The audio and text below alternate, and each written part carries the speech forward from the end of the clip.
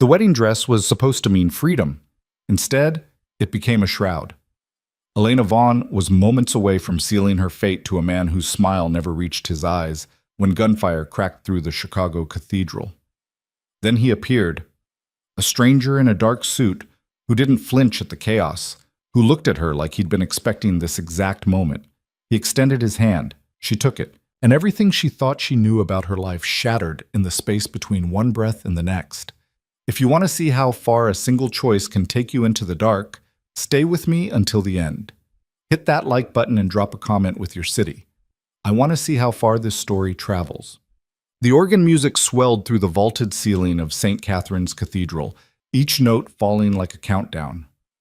Elena's fingers trembled against the ivory silk of her dress, the fabric expensive enough to feed a family for months. Her father had made sure of that, made sure everything looked perfect, even if the foundation was rotting underneath. "You look beautiful, sweetheart." Her father's voice came from beside her, his grip on her arm just tight enough to remind her why they were really here. Thomas Vaughn had perfected the art of the gentle threat, every word wrapped in affection, every gesture a chain. Elena didn't answer. Couldn't. Her throat had closed up somewhere around the second fitting when the seamstress kept talking about how lucky she was, how handsome the groom was, how this was every girl's dream. The woman had no idea she was stitching together a prison. Through the ornate doors ahead, she could see Marcus Hartwell waiting at the altar, tall, composed, his silver-streaked hair catching the light filtering through stained glass. He looked every inch the successful businessman he claimed to be. The man who'd graciously agreed to marry her in exchange for absorbing her father's debts. The man whose eyes had lingered on her collarbone during their first meeting in a way that made her skin crawl. "Remember what we talked about," her father whispered as the doors began to open. "You do this, and we're free. The business survives. Your mother gets to keep the house." The guilt was supposed to land like it always did. And it did, just not heavy enough to drown out the voice in her head screaming that this wasn't salvation. This was surrender. The doors opened fully. 200 faces turned toward her. She recognized maybe 20 of them. The rest were Marcus's people, business associates, political connections, the kind of guests who attended weddings like stockholders attending a merger announcement. She started walking. Each step down the aisle felt like moving through water. The string quartet played something classical and forgettable. Sunlight cut through the windows in geometric patterns, painting the marble floor in blues and golds. Someone had spent a fortune on white roses. They lined every pew, their scent almost cloying in the enclosed space. Everything about this moment had been carefully orchestrated, carefully purchased. Everything except her consent, which no one had bothered to buy because no one thought they needed it. Marcus's expression didn't change as she approached. That was the thing about him. He was always performing, always controlled. Even his smile was measured, calculated to convey exactly the right amount of warmth without actually feeling anything at all. Elena's heel caught slightly on the runner and she stumbled. Her father's grip tightened, keeping her upright, keeping her moving forward. Always forward, never away. She was 10 steps from the altar when she noticed the man in the back row. He didn't belong. That was the first thing she registered. Not his face or his clothes, but the simple fact that he was wrong. Everyone else was watching her with the practiced interest of wedding guests, their expressions ranging from sentimental to bored. This man was watching her like she was a problem he was working through. Dark suit, dark hair, maybe mid-30s. Handsome in a way that had nothing to do with symmetry, and everything to do with intensity. He sat completely still while everyone else shifted and whispered and craned their necks for a better view. And his eyes, sharp, focused, missing nothing, tracked her movement with an attention that felt almost predatory. Elena looked away. 5 steps. The priest was already smiling that benevolent smile they all had, the one that said he believed in the sanctity of what was about to happen. He had no idea he was officiating a transaction.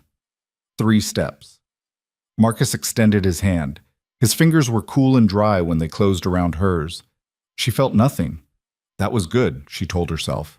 Feeling nothing was better than feeling trapped. Feeling nothing was survival. "You look stunning," Marcus murmured, just loud enough for nearby guests to hear. His thumb brushed across her knuckles, a gesture that probably looked tender to anyone watching. To Elena, it felt like ownership.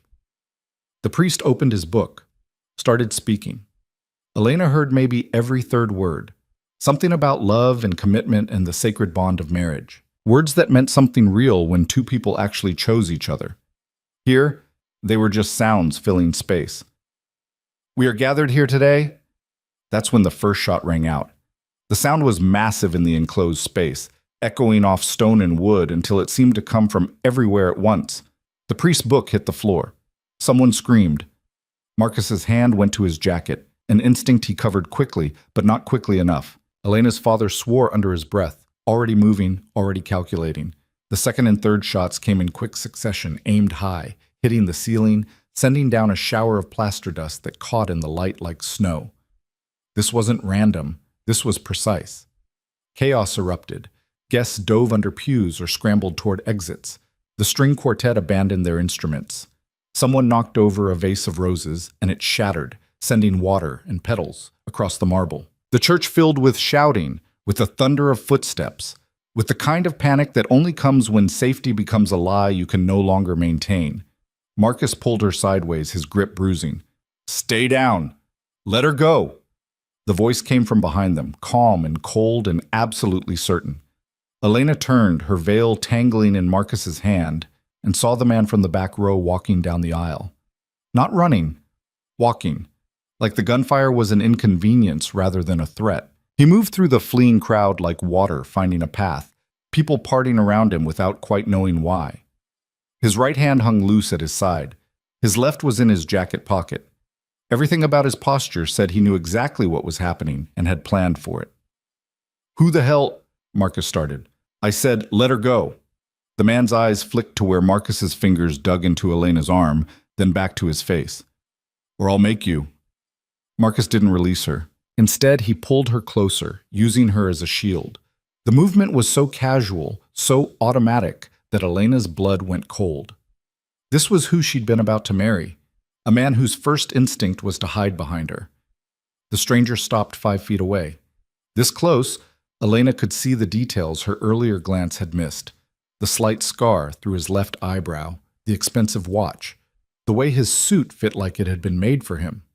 And his eyes, dark brown, almost black, and completely devoid of fear.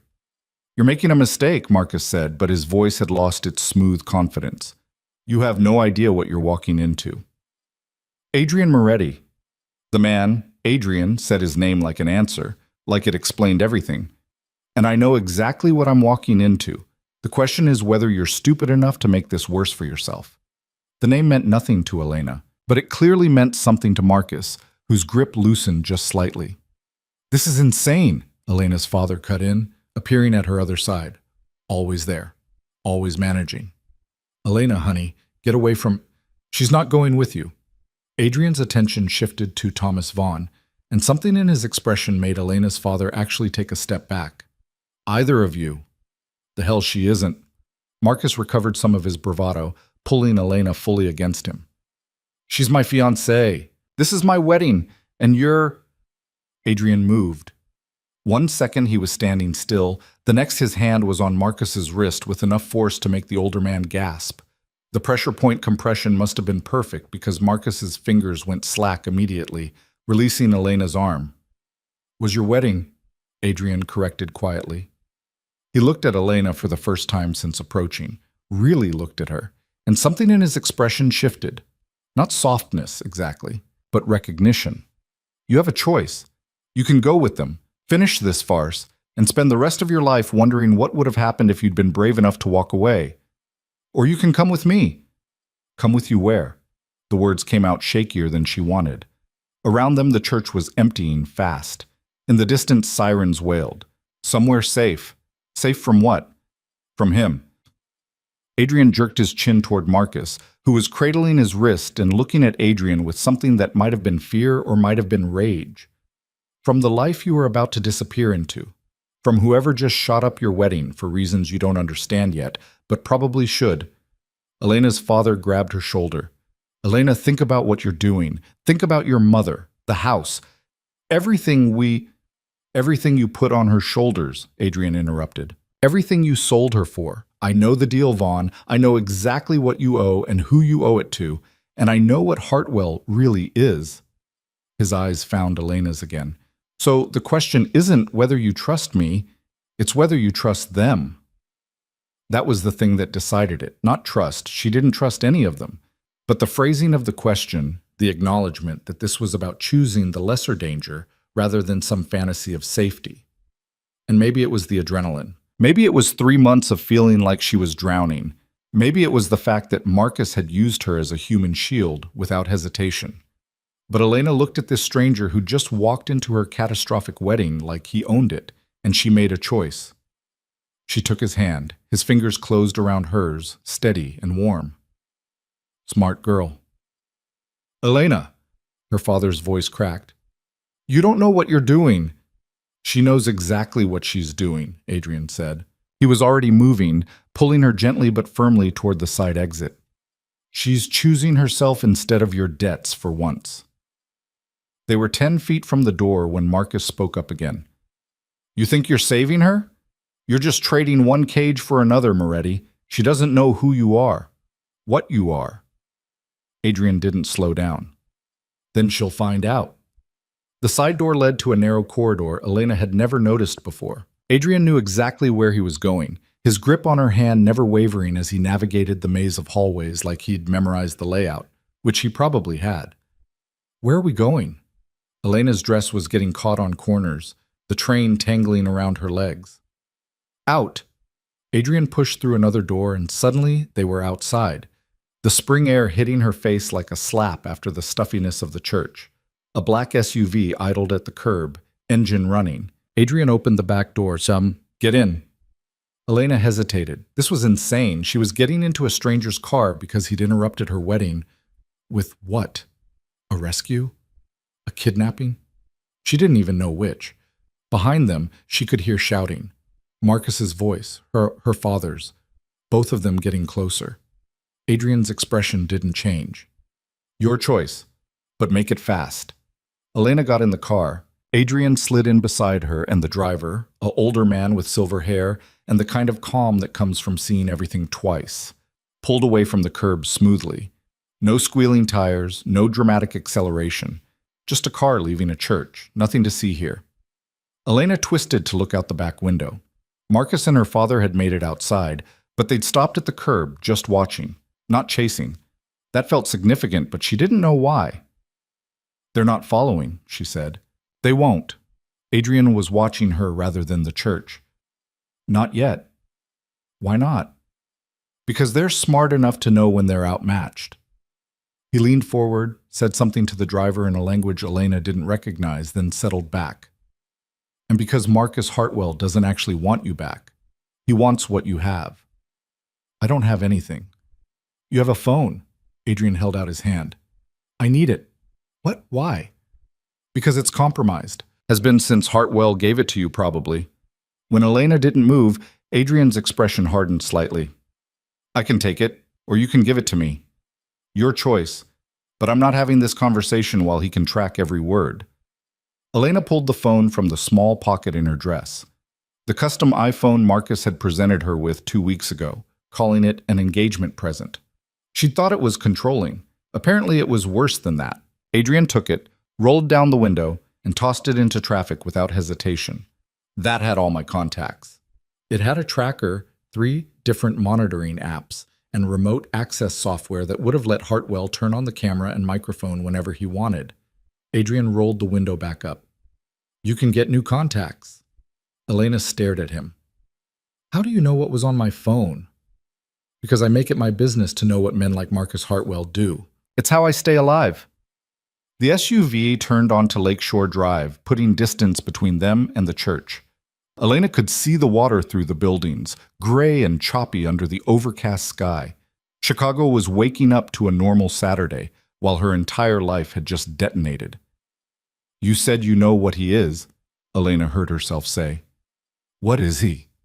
Adrian studied her for a long moment, like he was deciding how much truth she could handle.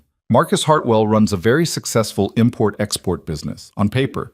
In reality, he's a logistics coordinator for one of the largest money laundering operations in the Midwest.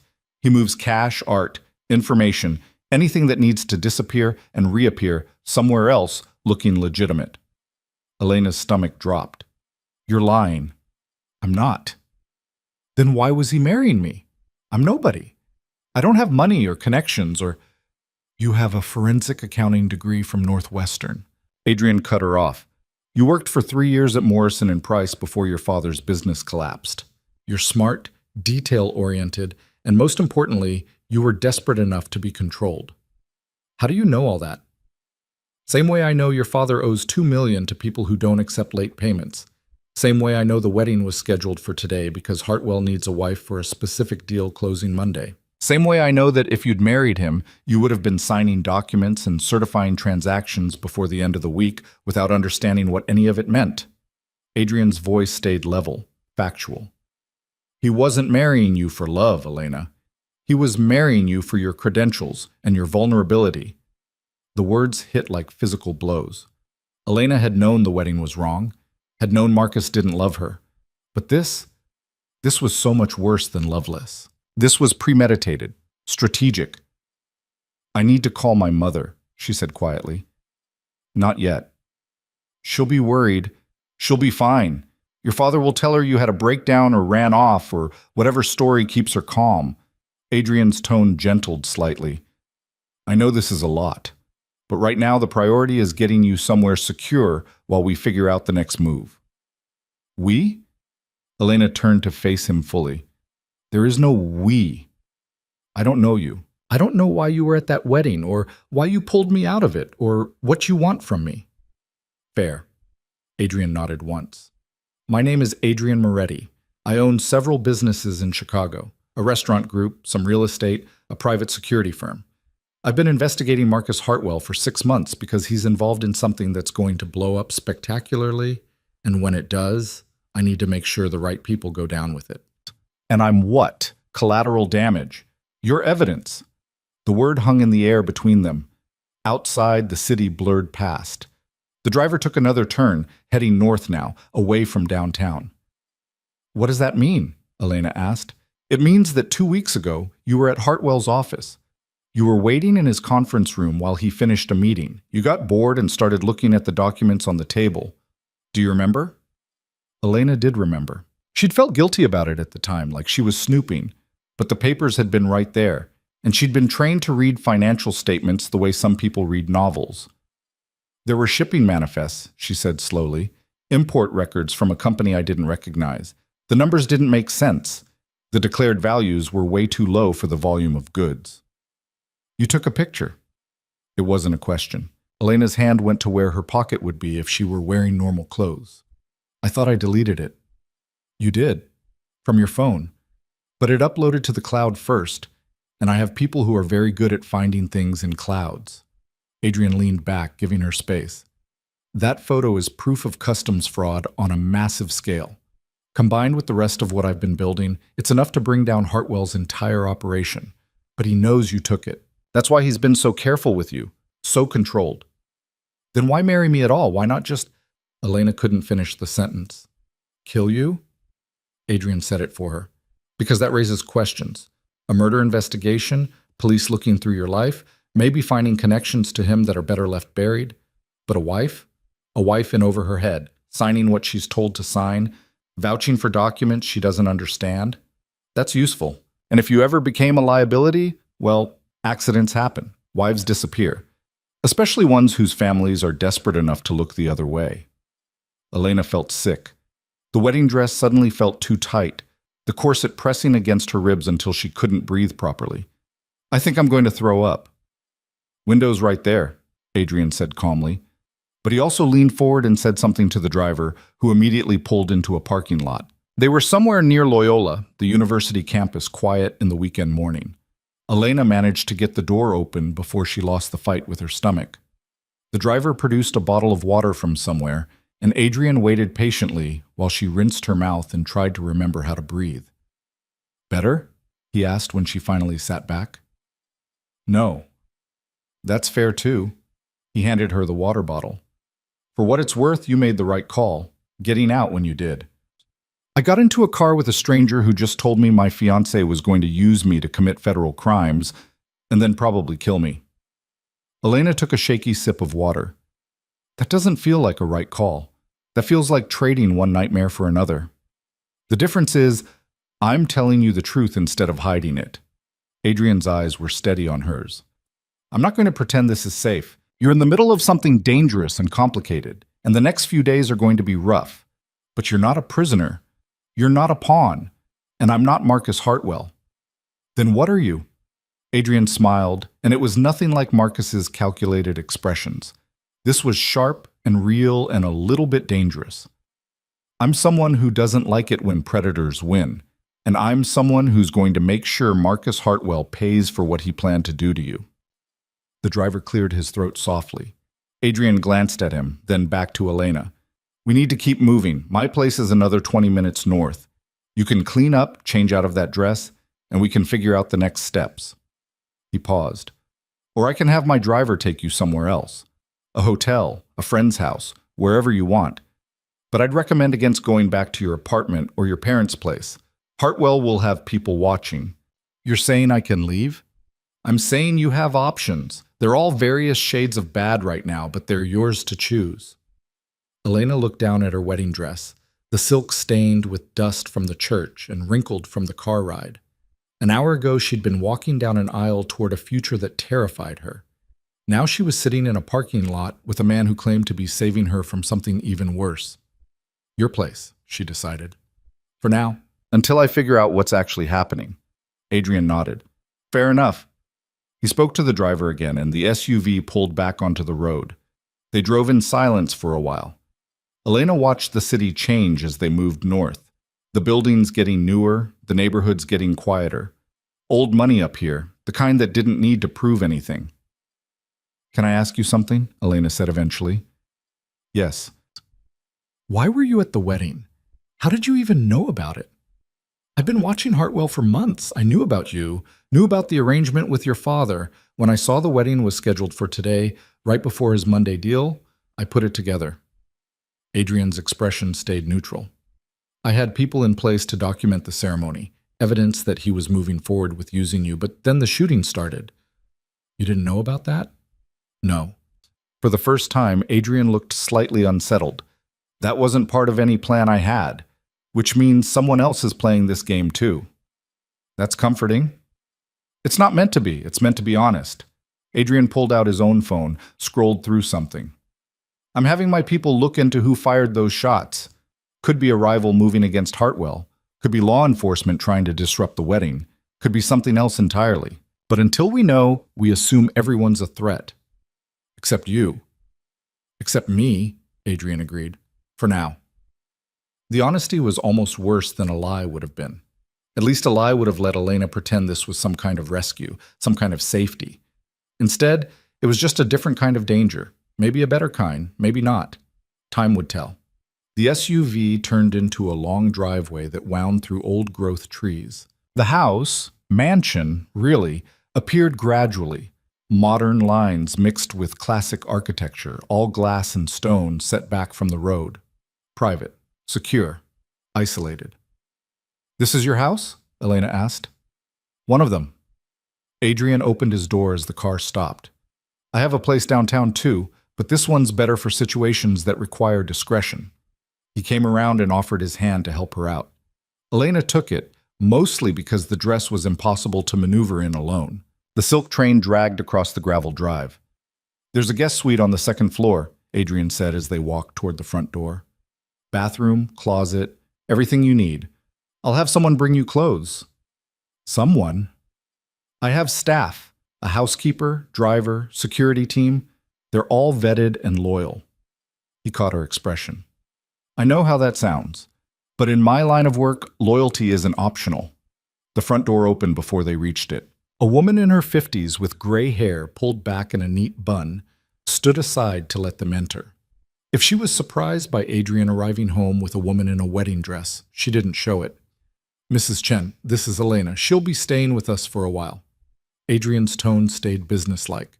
Can you show her to the blue room and find her something to wear? Probably need to raid your daughter's closet if she left anything here. Of course, Mr. Moretti. Mrs. Chen's eyes softened slightly when they landed on Elena. This way, dear. Elena followed her up a sweeping staircase, leaving Adrian in the foyer. She caught a glimpse of him pulling out his phone again, already making calls, already moving pieces on whatever board he was playing. The blue room turned out to be a suite that was bigger than Elena's entire apartment. Floor-to-ceiling windows overlooked the lake, gray water stretching to the horizon. The bed looked like something from a hotel, and the bathroom had heated floors and a shower with about 6 different heads. "I'll bring you some clothes," Mrs. Chen said. "My daughter is about your size, and I'll see about getting that dress cleaned, if you'd like to keep it." "I don't," Elena said immediately, then softer, "Sorry, I don't want anything from today." "I understand." Mrs. Chen's expression was kind, but not pitying. "There are robes in the closet. Take your time." When she left, Elena stood in the middle of the room and tried to process what had just happened. 12 hours ago, she'd been laying out her wedding jewelry and telling herself she could survive this. 6 hours ago, she'd been putting on the dress and trying not to cry. 1 hour ago, she'd been walking down an aisle toward a man who'd planned to use her and discard her. And now she was here, in a stranger's house, wearing a wedding dress that would never see its reception. Elena walked to the window and pressed her palm against the glass. The cold seeped through, grounding. Real. Her reflection stared back at her, hair starting to fall from its pins, makeup smudged, the dress looking more like a costume than a symbol of anything meaningful. "What the hell did you just do?" she whispered to her reflection. The reflection didn't answer, but somewhere downstairs she could hear Adrian's voice, low and steady, making calls that would reshape whatever came next. Elena closed her eyes and tried to remember how to breathe. She'd made her choice. Now she had to live with it, whatever that meant. Well, the dress came off in pieces. Elena had to call Mrs. Chen back to help with the buttons she couldn't reach, the tiny silk-covered things that ran down her spine like a trail of obligations. Each one that came undone felt like breaking a contract. "You did the right thing," Mrs. Chen said quietly as she worked. "Whatever brought you here." "You don't know what I did. I know Mr. Moretti doesn't bring people here unless they need help. And I know that dress looks expensive, but your eyes looked empty when you came in." The last button came free. "Now they look scared. Scared is better than empty." Elena stepped out of the dress and let it pool on the floor. Stood there in the complicated undergarments that were supposed to make her look perfect for photographs that would never exist now. Mrs. Chen collected the dress without comment, then produced a soft cotton robe from the closet. "I'll leave the clothes outside the door. Take a shower, take your time. This isn't a prison." That's what Adrian had said too. Not a prison. Which meant it was something else. Something without a name yet. The shower was scalding. Elena stood under it until her skin turned pink, scrubbing away the hairspray and makeup and the lingering scent of the church. Incense and roses and old stone. When she finally turned off the water, the bathroom was full of steam and her hands had stopped shaking. The clothes Mrs. Chen left were simple. Jeans that fit surprisingly well, a soft gray sweater, wool socks. Normal clothes for a normal day, except nothing about this day was normal at all. Elena found her way back downstairs following the sound of Adrian's voice. He was in what looked like a study, standing by the windows with his phone to his ear.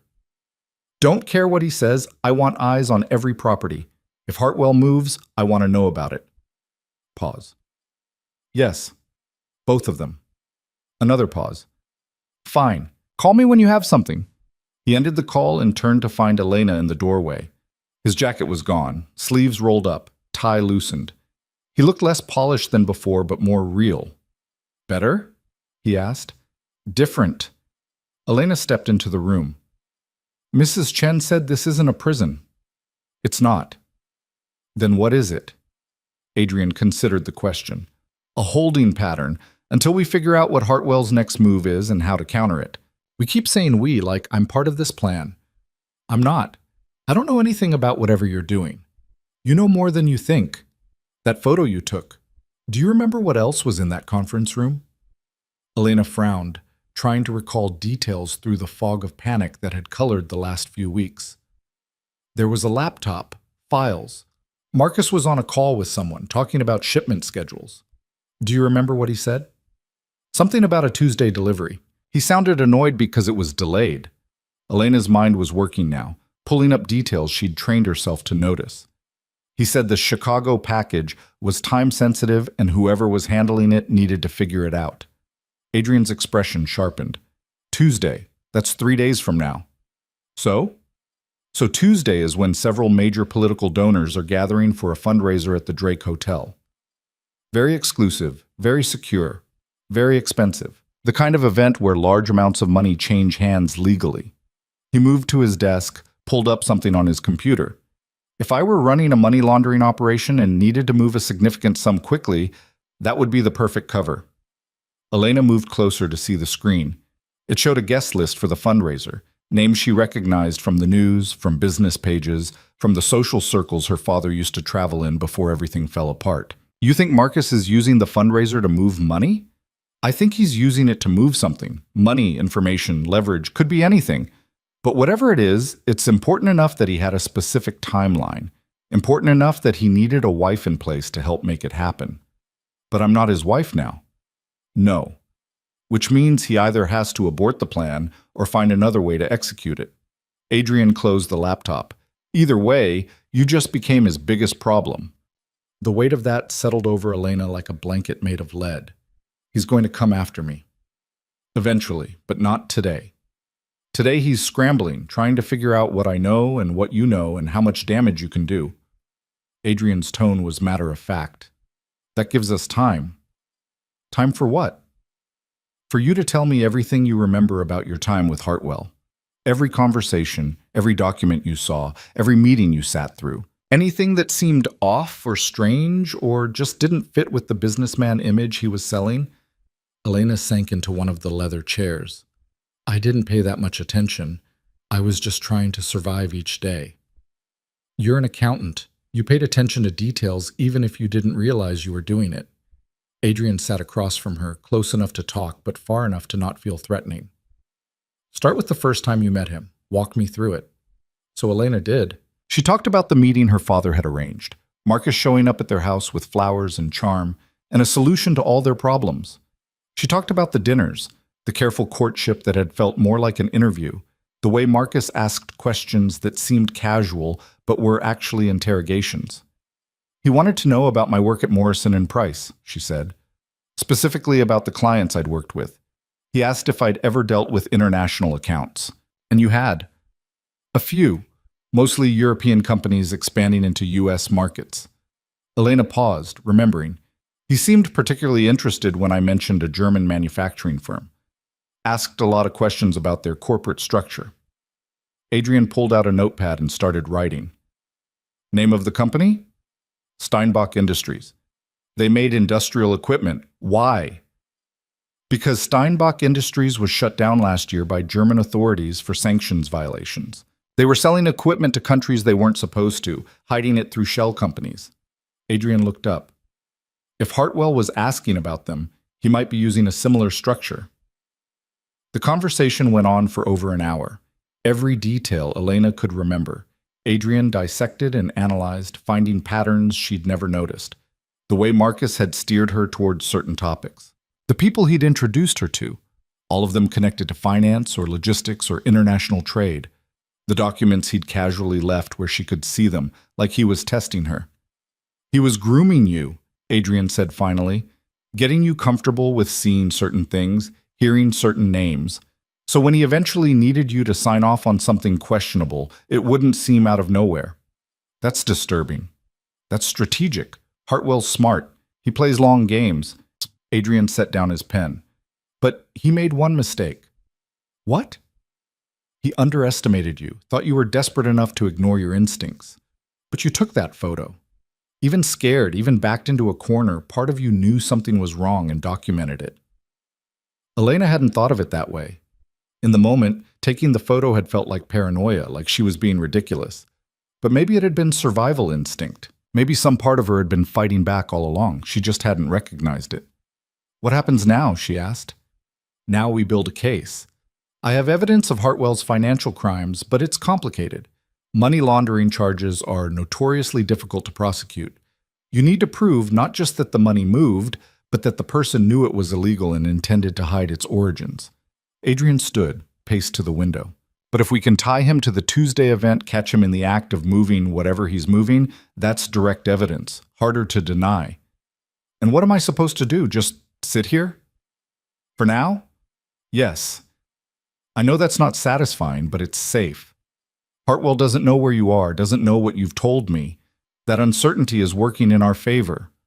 Elena wanted to argue, wanted to do something other than wait passively for other people to decide her fate. But she was also exhausted, physically, emotionally, mentally. The adrenaline that had carried her through the morning was fading, leaving behind a bone-deep weariness. I should call my mother, she said. Not yet. Give it another day. Let Hartwell settle into not knowing where you are. If you call now, he might trace it, use it to find you. Adrian's expression softened slightly. I know this is hard. I know you want to reassure her, but right now the safest thing for both of you is silence. My father will tell her I had a breakdown or something. She'll think I've lost my mind. Better she thinks that than Hartwell, knowing where you are. It was sound logic. It was also torture. Knowing her mother was probably frantic, probably crying, probably blaming herself. Elena had spent her whole life trying to protect her mother from worry, and now she was causing it deliberately. How do you do this? She asked quietly. Live with all these calculations, all these strategic decisions that hurt people. I don't lose sleep over hurting people who deserve it, and I sleep very well knowing I'm stopping people like Hartwell from hurting others. Adrian tilted his head, studying her. You did the same thing this morning, made a hard choice because the alternative was worse. I don't even know if it was the right choice. Give it time. The right choice rarely feels good immediately. Mrs. Chen appeared in the doorway. Mr. Moretti, dinner will be ready in 30 minutes. I set a place for Miss Elena as well. Thank you, Mrs. Chen. When she left, Adrian turned back to Elena. You should eat something. You've had a long day. That might have been the understatement of the century. Elena's laugh came out slightly hysterical. A long day, right. That's one way to describe walking out on your wedding and discovering your fiancé was a criminal who was planning to use you to commit federal crimes. Fair point. It's been a catastrophic day. Better? Marginally. Elena stood, her legs unsteady. Is this what it's going to be like? You telling me what to do and when to do it? I'm telling you what I think is smart. You're free to ignore me. Adrian's eyes held hers. But I'm also the one who spent 6 months learning how Marcus Hartwell operates, and I'm the one who has the resources to keep you safe while we figure this out. So maybe listen to me occasionally, even if you don't like it. There was logic in that too. Frustrating, condescending logic, but logic nonetheless. Dinner was quiet. Mrs. Chen had made pasta with some kind of cream sauce that tasted better than anything Elena had eaten in months. She hadn't realized how hungry she was until food was in front of her. Adrian ate with the same controlled efficiency he seemed to bring to everything, answering emails on his phone between bites. Do you ever relax? Elena asked. Not really. He looked up. Too many people counting on me to keep things running smoothly. What things? My businesses. The people who work for them. The situations I get involved in. He gestured vaguely.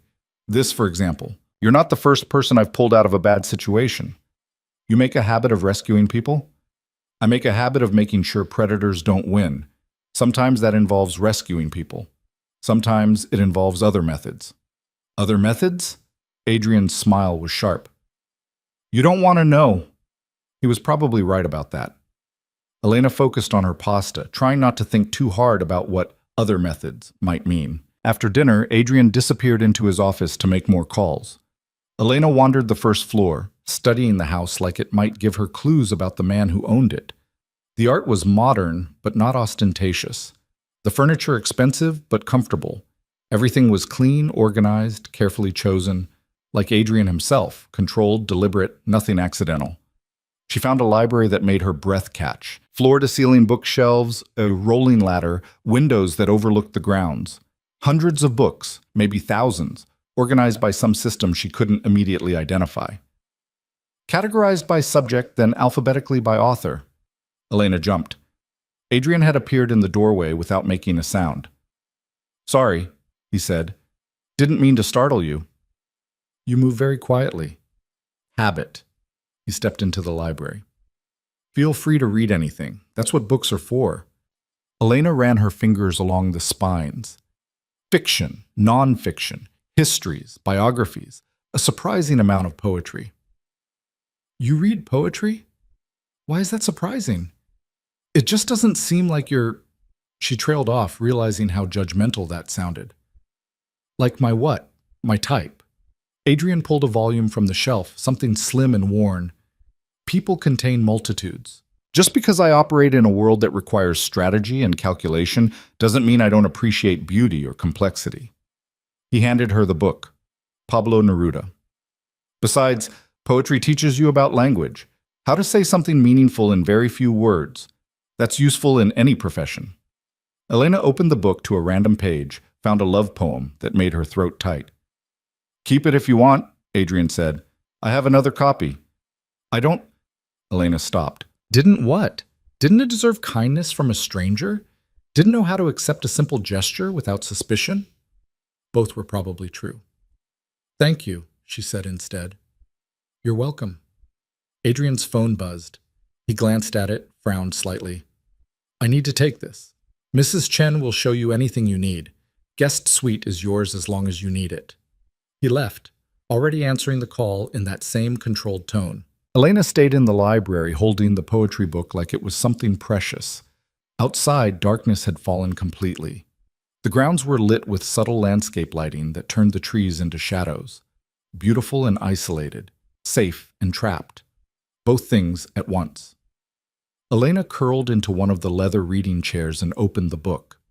The words blurred a little. Exhaustion or tears, she wasn't sure which. Today she'd walked away from everything she'd known. Everything she'd been raised to value. Duty, family, obligation. And for what? A stranger's promise that he was different? A maybe better danger instead of a definitely terrible one? But then she thought about Marcus's hand on her arm, using her as a shield. Thought about her father selling her to save himself. Thought about standing at that altar feeling like she was drowning. At least here, in this too big house with a man she didn't know, she could breathe. It wasn't freedom. But it wasn't suffocation either. For now, that would have to be enough. Elena woke to sunlight cutting through unfamiliar curtains, and a moment of complete disorientation where she didn't know where she was or why her body ached like she'd run a marathon. Then it all came back. The church, the gunfire. Adrian's hand extended in the chaos, the choice that had brought her here. She sat up slowly, her neck stiff from sleeping in a position that had nothing to do with comfort and everything to do with her body finally shutting down from exhaustion. The clock on the nightstand read 8:17. Sunday morning. She should have been waking up in a hotel suite as Mrs. Marcus Hartwell, counting down the hours until some elaborate brunch where she'd be paraded in front of his associates like a trophy. Instead, she was in a stranger's guest room wearing borrowed clothes. Her wedding dress probably in a garbage bag somewhere, her entire life detonated. The house was quiet. Elena padded to the window and looked out over the grounds. The lake was calmer today, almost glassy in the morning light.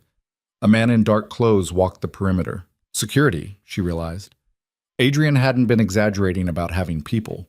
She showered again, mostly to feel like she was doing something productive, then dressed in the same jeans and sweater from yesterday.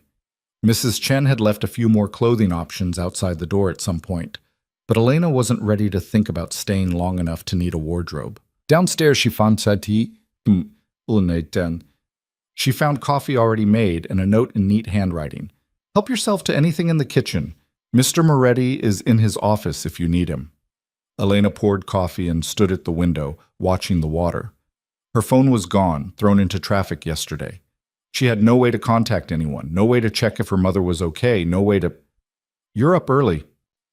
She turned to find Adrian in the doorway, already dressed in dark slacks and a button-down, looking like he'd been awake for hours. Probably had been. Couldn't sleep, Elena said. That'll pass. He moved to the coffee maker, poured his own cup.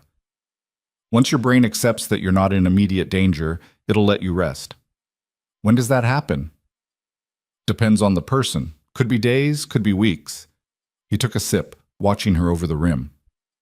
You look steadier than yesterday. I had a breakdown in a parking lot and ran away from my own wedding. The bar for steady is pretty low right now. Adrian's mouth quirked slightly, not quite a smile, but close. Fair point. They stood in silence for a moment, drinking coffee like this was normal, like Elena hadn't been a stranger 30 hours ago. I need to call my mother, Elena said finally. I know. You said wait a day. It's been a day. Adrian set down his cup. It's been less than 24 hours. Hartwell will still have people monitoring your parents' phones, your mother's usual haunts, anywhere you might surface. So what am I supposed to do? Just let her think I've disappeared? Your father will have told her something by now. That you got cold feet, that you needed space, whatever story keeps her calm and doesn't raise questions he can't answer. Adrian's tone was matter of fact. She's probably upset, but she's not in danger. You calling her changes that calculation. How? Because the second you make contact, Hartwell knows you're alive and functional. Right now, he has to consider that maybe you did have a breakdown. Maybe you're incoherent somewhere. Maybe you're not a threat. The uncertainty keeps him cautious. Adrian leaned against the counter. The minute you call your mother, you prove you're thinking clearly. You become an active problem instead of a potential one. Elena wanted to argue, but the logic was sound. Frustrating and cold, but sound. I hate this, she said quietly. I know. You keep saying that like it makes it better. It doesn't. But pretending I don't understand won't help either. Adrian picked up his coffee again. You want honesty? Your mother is probably crying, and your father is probably spinning this as your mental breakdown to save face with his creditors. They're both upset, but they're safe. You calling changes nothing for them and potentially puts you at risk. So yes, it's terrible, but it's also the smart play. And you always make the smart play? I try to. It's kept me alive this long. Elena took another sip of coffee, the bitter taste grounding. What about you?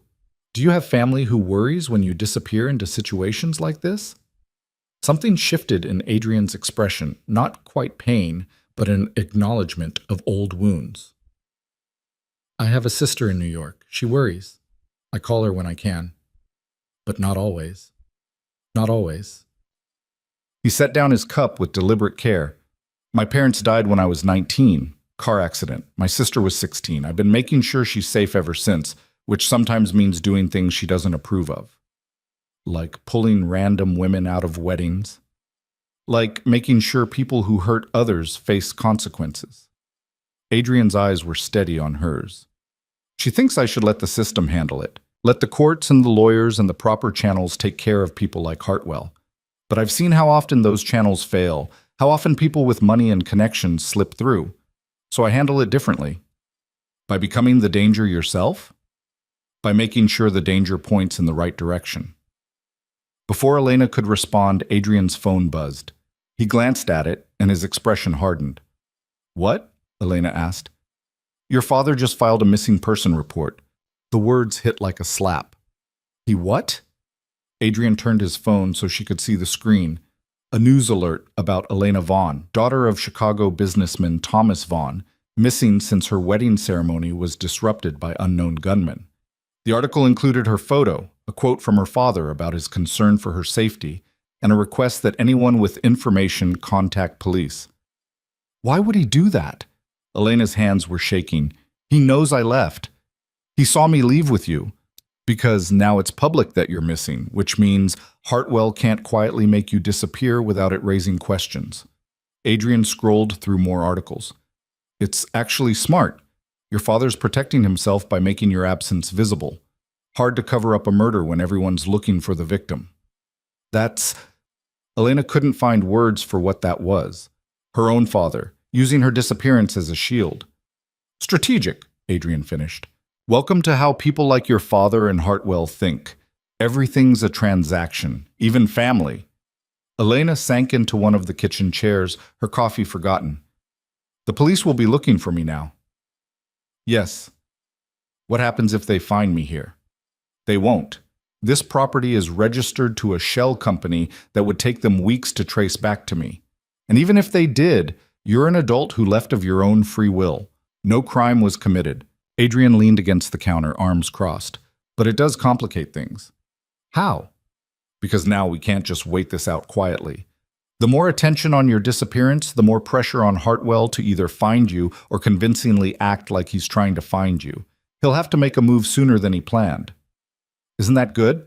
Doesn't that force him into a mistake? Potentially. Or it forces him to cut his losses and destroy evidence, including anyone who might know too much. Adrian's expression was grim. We need to move faster than I wanted to. Move faster on what? On building a case strong enough to take him down before he realizes that's what we're doing. Adrian pulled out his phone again, started typing. I'm calling in some favors. People who owe me, people who want Hartwell gone for their own reasons. We're going to accelerate the timeline.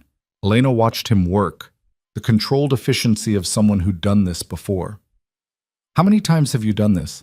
Taken down people like Marcus? Enough that I know what works and what doesn't. He finished typing, looked up.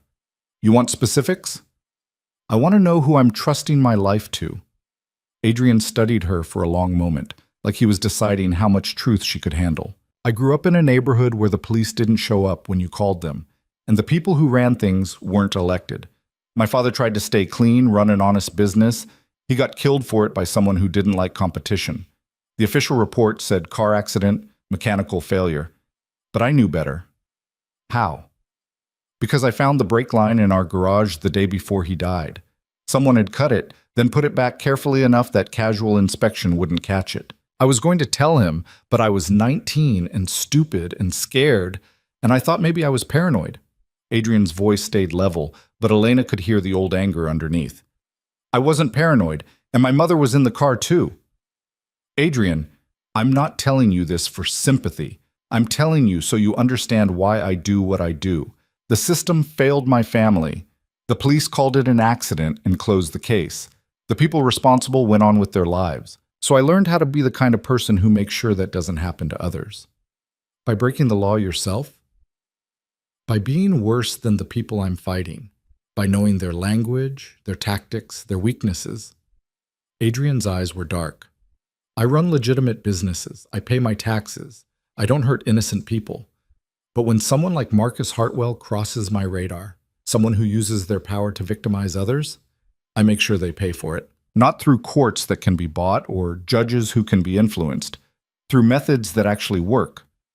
Elena should have been frightened, should have heard that speech and recognized it as the confession of someone dangerous. Instead, she felt something else, a strange kind of relief that someone was finally being honest about how the world actually worked instead of pretending good intentions were enough. What's the plan? She asked. Adrian blinked like he'd expected a different response. The plan? You said we need to move faster, so what's the plan? A slow smile spread across Adrian's face, the first real one she'd seen from him. You're full of surprises, Elena Vaughn. I'm learning from experience that asking questions is better than sitting quietly and hoping things work out. Smart. Adrian pulled out a chair and sat across from her. The plan is this. Tuesday night, at the Drake Hotel fundraiser, Hartwell is moving something. Money, information, something that requires timing and access. We need to know what it is and document it happening. How? I have someone on the inside, a woman who works event planning for the hotel. She can get us access to the security systems, the guest list, the flow of the evening. Adrian pulled up something on his phone, showed her a photo of an elegant woman in her 40s. Her name is Sarah. Her husband was one of Hartwell's victims. Got caught up in a money laundering scheme, went to prison while Hartwell walked away clean. She's been waiting for a chance at payback. So she helps us document whatever happens Tuesday? She helps us access the system, but someone needs to be inside the event itself. Someone who can move through that crowd without raising suspicion, who can get close to Hartwell and observe what's happening. Elena saw where this was going. You want me to go? I want you to consider it. You were supposed to be his wife. People at that event expect to see you with him. If you show up, not as his fiancée, but as someone who's there independently, it creates confusion. Makes him react instead of act. And in his reaction, he might reveal what he's planning. That's insane. It's strategic. It's insane, Elena repeated. He'll have me thrown out, or worse. He can't, not without creating a scene, and Hartwell hates scenes. These fundraisers are all about appearances, about powerful people maintaining their images. If you walk in there dressed appropriately, behaving appropriately, he has to play along. Anything else makes him look unstable. Adrian leaned forward. And we'll have people there, security, backup, exits planned. You won't be alone. But I'll be bait. You'll be an asset who happens to draw his attention, yes. Adrian didn't flinch from the description. I won't lie to you about the risk, but I also won't send you in there without support or a way out. Elena stood, paced to the window. The security guard was still walking the perimeter, methodical and careful. Protecting this house, protecting her by extension. But protection only went so far. Why me? She asked without turning around. You must have other people who could do this. People with training, with experience. I have people who could play a role, but none of them are you. None of them have the history with Hartwell that makes your presence specifically disruptive. Adrian's reflection appeared in the window behind her. And none of them have the same stakes. This is your life he tried to steal, your freedom he was planning to take. If you want to fight back, this is how. And if I say no, then we find another way. It'll take longer, be messier, but we'll find it. He paused. But I think you don't want another way. I think you want to look him in the face and show him he didn't break you. Elena turned to face him. You don't know what I want. Don't I? Adrian tilted his head slightly. You took a photo of documents that scared you instead of pretending you didn't see them. You got in my car instead of staying with your father. You're standing here asking about the plan instead of hiding in your room, hoping someone else fixes this. Everything you've done since we met tells me you're not someone who sits on the sidelines. He wasn't wrong. Elena had spent months feeling powerless, feeling like her life was happening to her instead of being something she controlled. And she'd hated it, hated the passivity, the constant surrender. If I do this, she said slowly, I need to know everything. No surprises, no information you're holding back because you think I can't handle it. Agreed. And I need to know what happens after. Once we have whatever evidence we're getting, what's the end game? Adrian pulled out his phone again, brought up a contact. See this? Federal prosecutor, Southern District of Illinois. She's been trying to build a case against Hartwell for 2 years but can't get enough evidence to move forward. We get her what she needs, she handles the rest through legitimate channels. You're going to use the system you don't trust? I'm going to use it as the final step, yes. Because taking down Hartwell is only half the battle. Making sure it sticks, making sure he can't buy his way out or disappear, that requires the weight of federal prosecution. Adrian pocketed his phone. I'll do the illegal parts. The system can handle the conviction. It was a strange kind of pragmatism, operating outside the law to gather evidence that would then be used within it. But it made sense in a twisted way. Use every tool available, regardless of whether they were supposed to work together. Okay, Elena said. Okay, you'll think about it, or okay, you'll do it. Okay, I'll do it. She crossed her arms. But I want to meet Sarah first, and I want to know exactly what I'm walking into. Guest list, floor plans, security setup, everything. Adrian's smile was sharp with approval. We can arrange that. The rest of Sunday passed in a blur of preparation. Sarah arrived around noon, a composed woman with sharp eyes and the kind of controlled anger that came from years of swallowing injustice. She spread out floor plans of the Drake Hotel's grand ballroom on Adrian's dining table and walked Elena through every detail. The event starts at 7, cocktails until 8, then dinner, then the actual fundraising presentations around 9:30.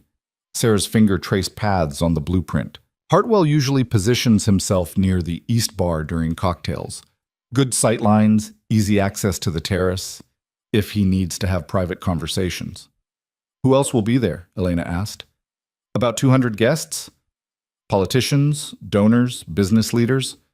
Very exclusive, very expensive. Tickets start at $5,000 per person.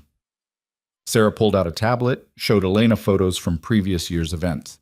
Dress code is formal. You'll need something elegant but not attention-grabbing. I can arrange that, Adrian said. He'd been listening quietly, letting Sarah run the briefing. Elena, you'll go in as a guest. We'll create a credential that gets you through the door. Once inside, your job is simple. Observe. See who Hartwell talks to, what he's doing, where he goes. We'll have surveillance on the exits and security feeds, so we'll know if he leaves the ballroom. What am I looking for specifically? Anything that seems transactional. Someone handing him something, Him handing off something, private conversations that seem urgent. Sarah zoomed in on a section of the floor plan. There's a service corridor here that leads to private meeting rooms. In the past, we've noticed Hartwell using those rooms for conversations he doesn't want overhead. If he heads that direction, we need to know. Elena studied the plans, committing them to memory. The ballroom, the terrace, the corridors, the exits. Escape routes and approach angles. She was starting to think like Adrian, she realized, seeing everything as tactical.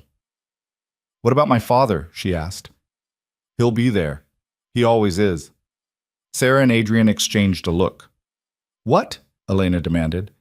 "Your father's name is on the guest list," Sarah confirmed. "But interestingly, he's not listed as bringing a guest. Usually your mother attends these with him." Elena's chest tightened. "She's probably too upset to go out in public. Probably thinks I'm dead in a ditch somewhere. Or your father told her to stay home so he could control the narrative about your disappearance," Adrian said bluntly. "Either way, yes, he'll be there, which means you'll likely cross paths." "What do I say to him?" "As little as possible.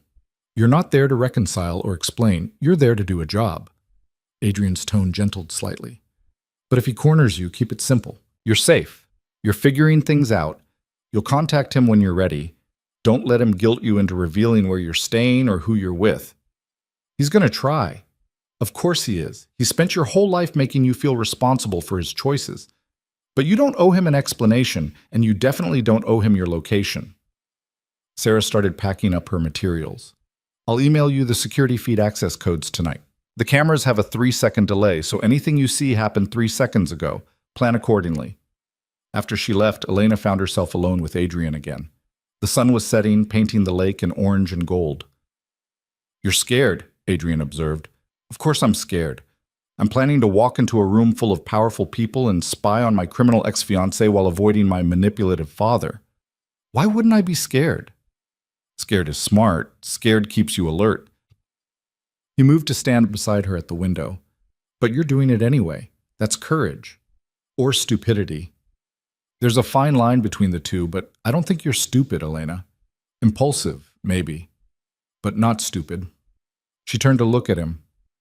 "Is this what you do? Talk people into dangerous situations by complimenting their intelligence?" "I'm not talking you into anything. You already decided." Adrian's expression was serious. "But yes, I do tell people the truth about themselves. Most people are stronger than they think. They just need someone to point it out. And you've appointed yourself that person. Someone has to do it." They stood in silence for a moment, the air between them charged with something Elena couldn't quite name. Not attraction exactly, though Adrian was objectively attractive in that controlled, dangerous way. But something else. Recognition, maybe. The strange intimacy that came from two people operating outside normal social boundaries. "I should practice," Elena said finally, stepping back. "If I'm going to pretend to belong at a $5,000 fundraiser, I should probably look like I know what I'm doing. Mrs. Chen can help with that. She used to work events like this before I hired her away." Adrian pulled out his phone. "And I'll have someone deliver appropriate clothing tomorrow. What size are you?" Elena told him, then added, "Nothing too expensive. I can't afford—" "Consider it a work expense. You're working for me now, technically." "Am I?" "You're gathering intelligence that helps my investigation. That makes you a consultant, at minimum." Adrian's eyes glinted with something like amusement. "I pay my consultants well." "I don't want your money." "Then consider it a loan. Pay me back when Hartwell's assets are seized and you get to testify at his trial." Adrian started toward his office. "Either way, you're getting proper clothes for Tuesday, non-negotiable." He left before Elena could argue further. She stood there, caught between irritation at his high-handedness and gratitude that someone was taking care of details she had no idea how to handle. Mrs. Chen found her still standing by the window 20 minutes later. "Mr. Moretti said you need some training for Tuesday night," the older woman said. "I thought we could start with walking in heels without looking like you're about to fall over." Elena laughed despite herself. "That obvious? You've been wearing those socks like they're armor. But fundraiser floors are marble, and marble in socks is a recipe for disaster." Mrs. Chen's expression was kind but firm. "Come on, I have shoes you can practice in." The next 2 days passed in a strange blur of normalcy and preparation. Elena practiced walking, sitting, holding champagne glasses like they were accessories rather than safety blankets. Mrs. Chen taught her how to work a room, the subtle art of looking engaged without actually committing to conversations, how to extract herself from boring donors without being rude, where to position herself to observe without being obvious. "You're a natural," Mrs. Chen said Monday evening as Elena navigated the library in 4-inch heels without wobbling. "You have that quality people like at these events.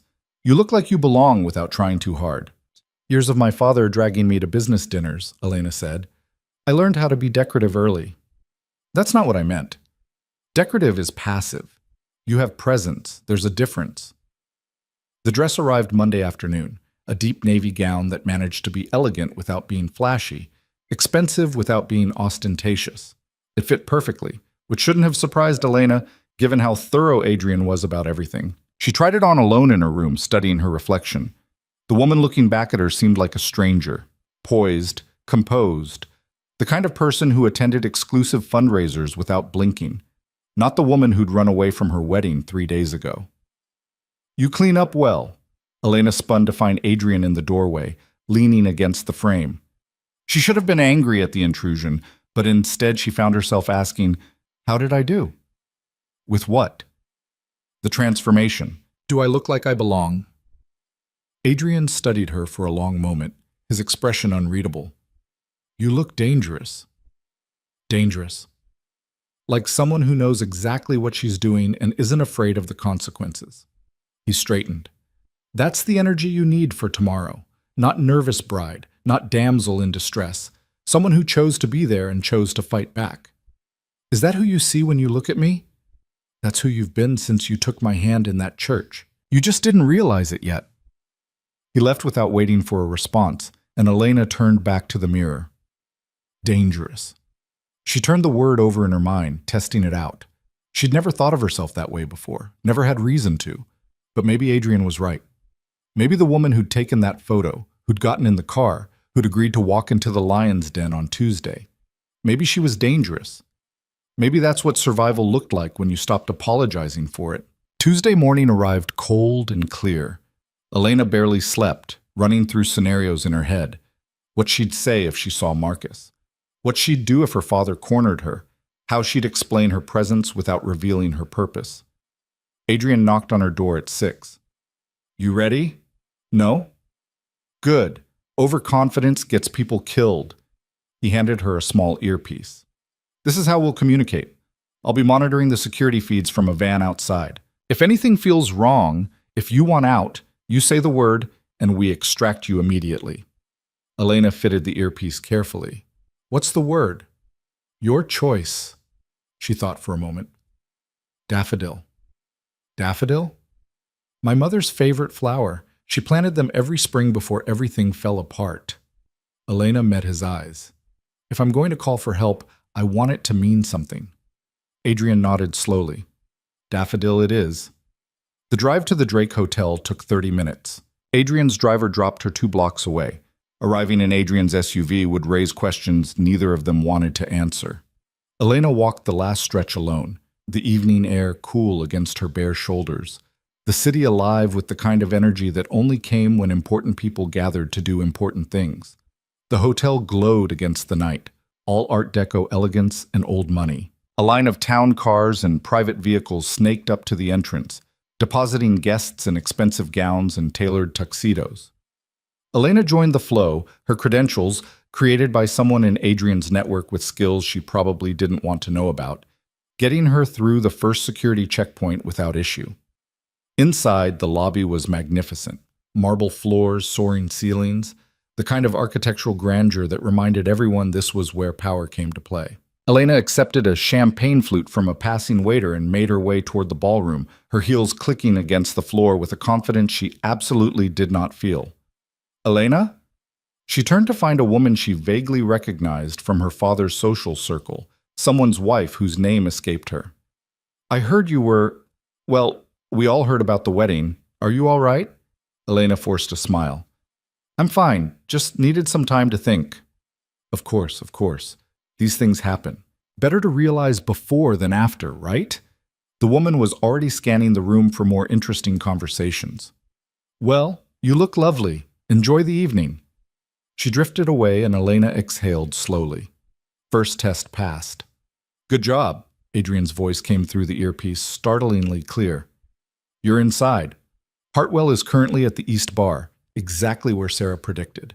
Your father is near the south entrance talking to Councilwoman Martinez. Elena moved deeper into the ballroom, keeping her body language open and relaxed despite the tension coiling in her chest. The room was full of exactly the kind of people she'd grown up around, polished, powerful, more interested in connections than conversations. She'd always hated these events, the performance of it all. Now she was performing for a different reason. She spotted Marcus before he spotted her. He was holding court at the bar, looking exactly as composed as he always did, charming someone who looked like a state senator. Nothing about his demeanor suggested that 4 days ago his wedding had been interrupted by gunfire and his bride had disappeared. He doesn't look worried, Elena murmured, knowing Adrian would hear. He's good at hiding it, but I guarantee he's wondering where you are and what you know. Adrian paused.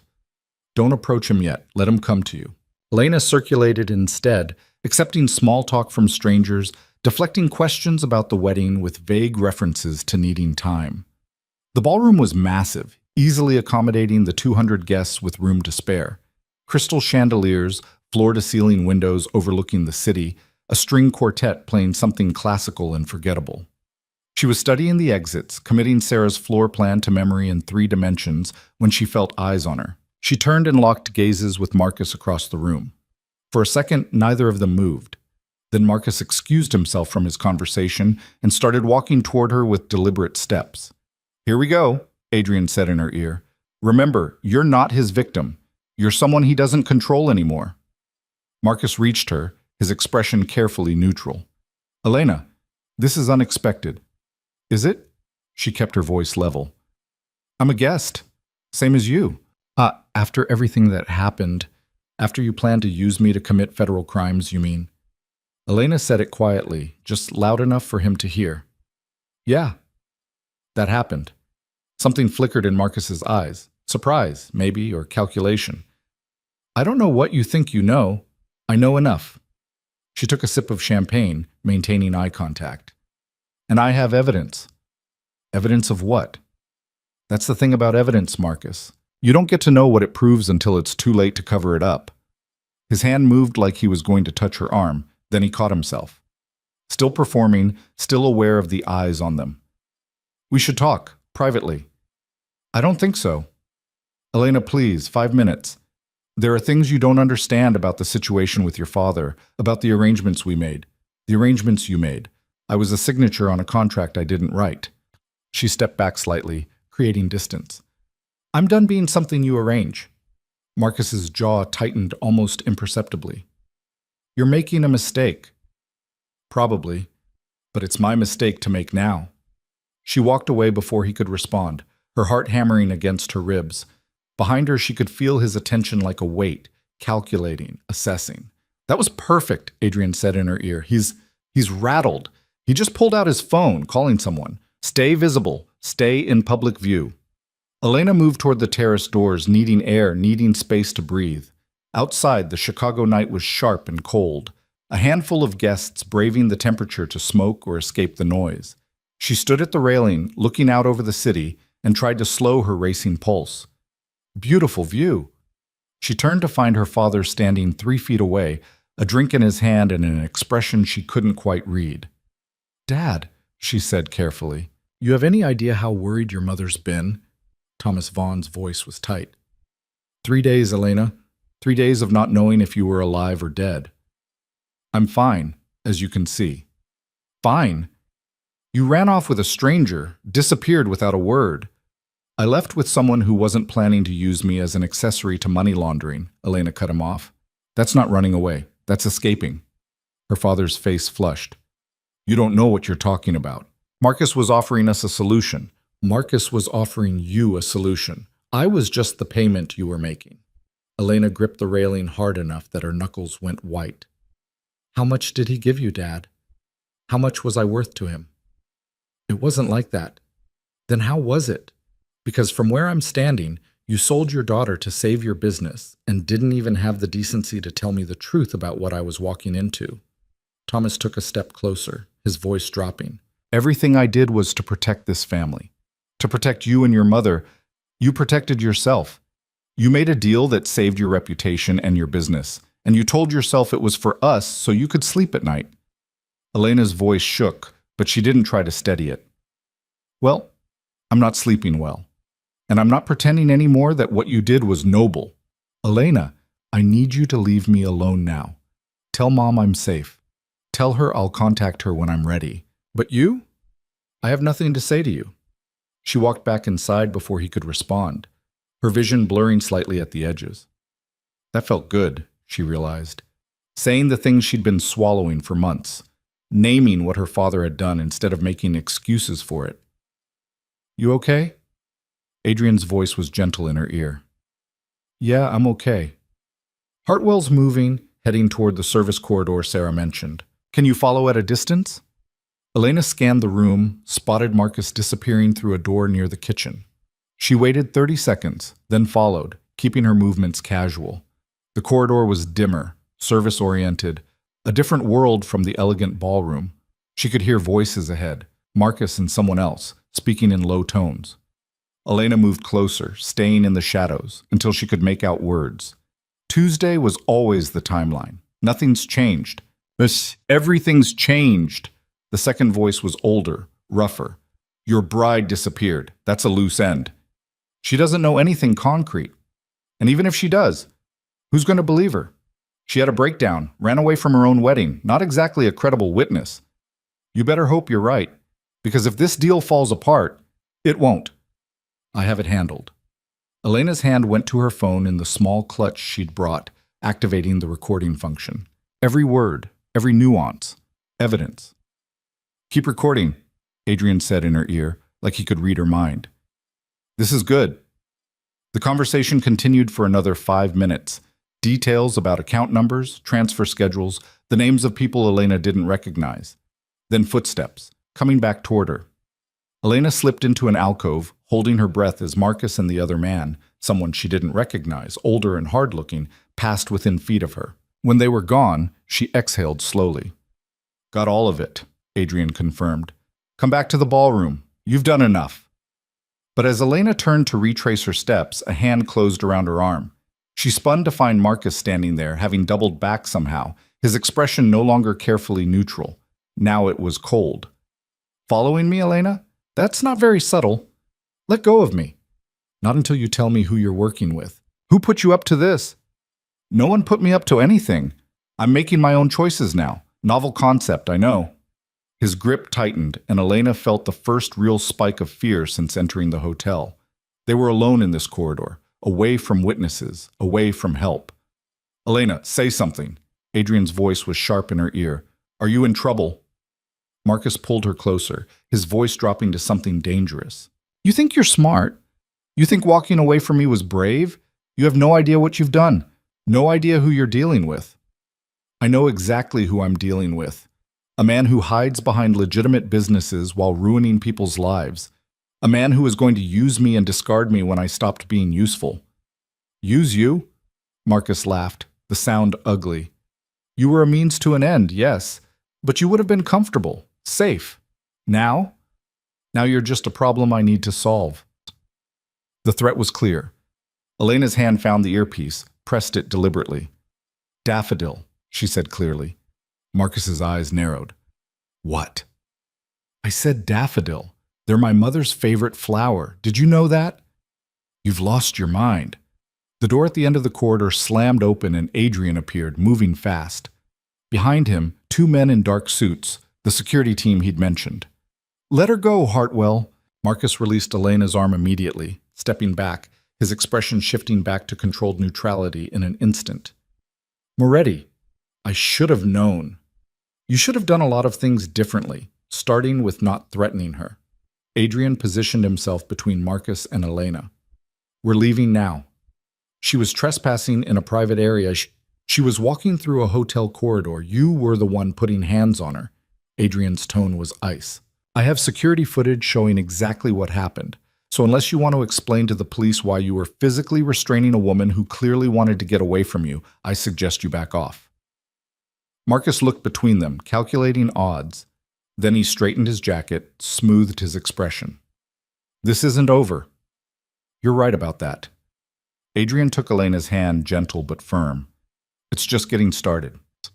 He led her back through the ballroom, moving fast enough to discourage conversation, but not so fast it looked like running. Elena's legs felt shaky, adrenaline making everything too sharp, too bright. They made it outside into the cold night air, and Adrian guided her to the waiting SUV. Only when they were inside, doors locked, pulling away from the Drake Hotel, did Elena start shaking for real. You did good, Adrian said quietly.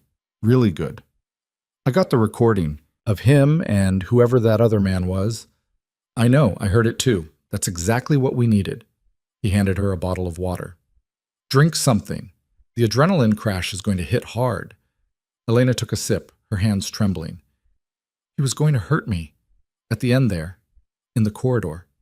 If you hadn't come, but I did come. That's what Daffodil meant. Adrian's expression was serious. And now we have enough. The recording, your testimony, the evidence I've been building, it's enough to bring him down. What happens now? Now I call the federal prosecutor and hand her everything. She'll move fast, probably get a warrant by morning, arrests by end of week. Adrian pulled out his phone. You'll need to give an official statement, probably testify eventually. But the hard part? You just did it. Elena leaned back against the seat, suddenly exhausted. I don't feel brave. Brave people rarely do. They just do what needs doing and deal with the fear later. The drive back to the house took forever, and no time at all. When they finally pulled up, Elena's legs almost gave out getting out of the car. Adrian caught her elbow, steadied her. Come on, let's get you inside. Mrs. Chen met them in the foyer, took one look at Elena's face, and disappeared into the kitchen. She returned with tea that smelled like honey and something herbal, pressed the cup into Elena's hands. Drink, she ordered gently. Then sleep. Everything else can wait. Elena drank the tea in Adrian's study while he made calls in the other room, his voice low and urgent. The prosecutor first, then others, building the machinery that would take down Marcus Hartwell. When he came back, Elena was curled in one of the leather chairs, the empty teacup beside her, exhaustion making her bones feel heavy. It's done, Adrian said. The prosecutor is moving forward. Warrants are being drawn up now. By this time tomorrow, Hartwell will be in federal custody. And my father? Depends on how involved he was. If he just took money from Hartwell and didn't know the source, probably nothing. If he was actively participating in the scheme, he could face charges too. Adrian's expression was neutral. Either way, that's not your responsibility. He's my father. He's an adult who made choices. You're not required to protect him from the consequences. Adrian moved closer, crouched down so they were eye level. You did the right thing tonight. I know it doesn't feel like it. I know you're scared and tired and probably wondering if you made a terrible mistake. But you didn't. You stopped a man from hurting other people the way he hurt you. Elena wanted to believe him, wanted to feel triumphant or vindicated or something other than wrung out and hollow. What happens to me now? Whatever you want. You can stay here until everything settles, or I can arrange somewhere else. You can testify or you can decline. The recording and other evidence is strong enough without you, though having you would help. You can go back to your life or start a completely new one. Adrian straightened. For the first time in a long time, Elena, you actually have choices that are yours to make. The words settled over her like a blanket. Choices. Real ones. Not the illusion of them her father had been offering for months. I'm going to sleep, she said finally, and tomorrow I'll figure out what comes next. That works. Elena made it upstairs to the blue room that had become familiar over the past few days. She hung the navy dress carefully in the closet. She'd return it eventually, but for now it felt like armor she might need again. Then she climbed into bed in borrowed clothes and let exhaustion finally pull her under. Elena woke to the sound of raised voices downstairs and the immediate spike of adrenaline that came from not knowing if the danger had followed her home.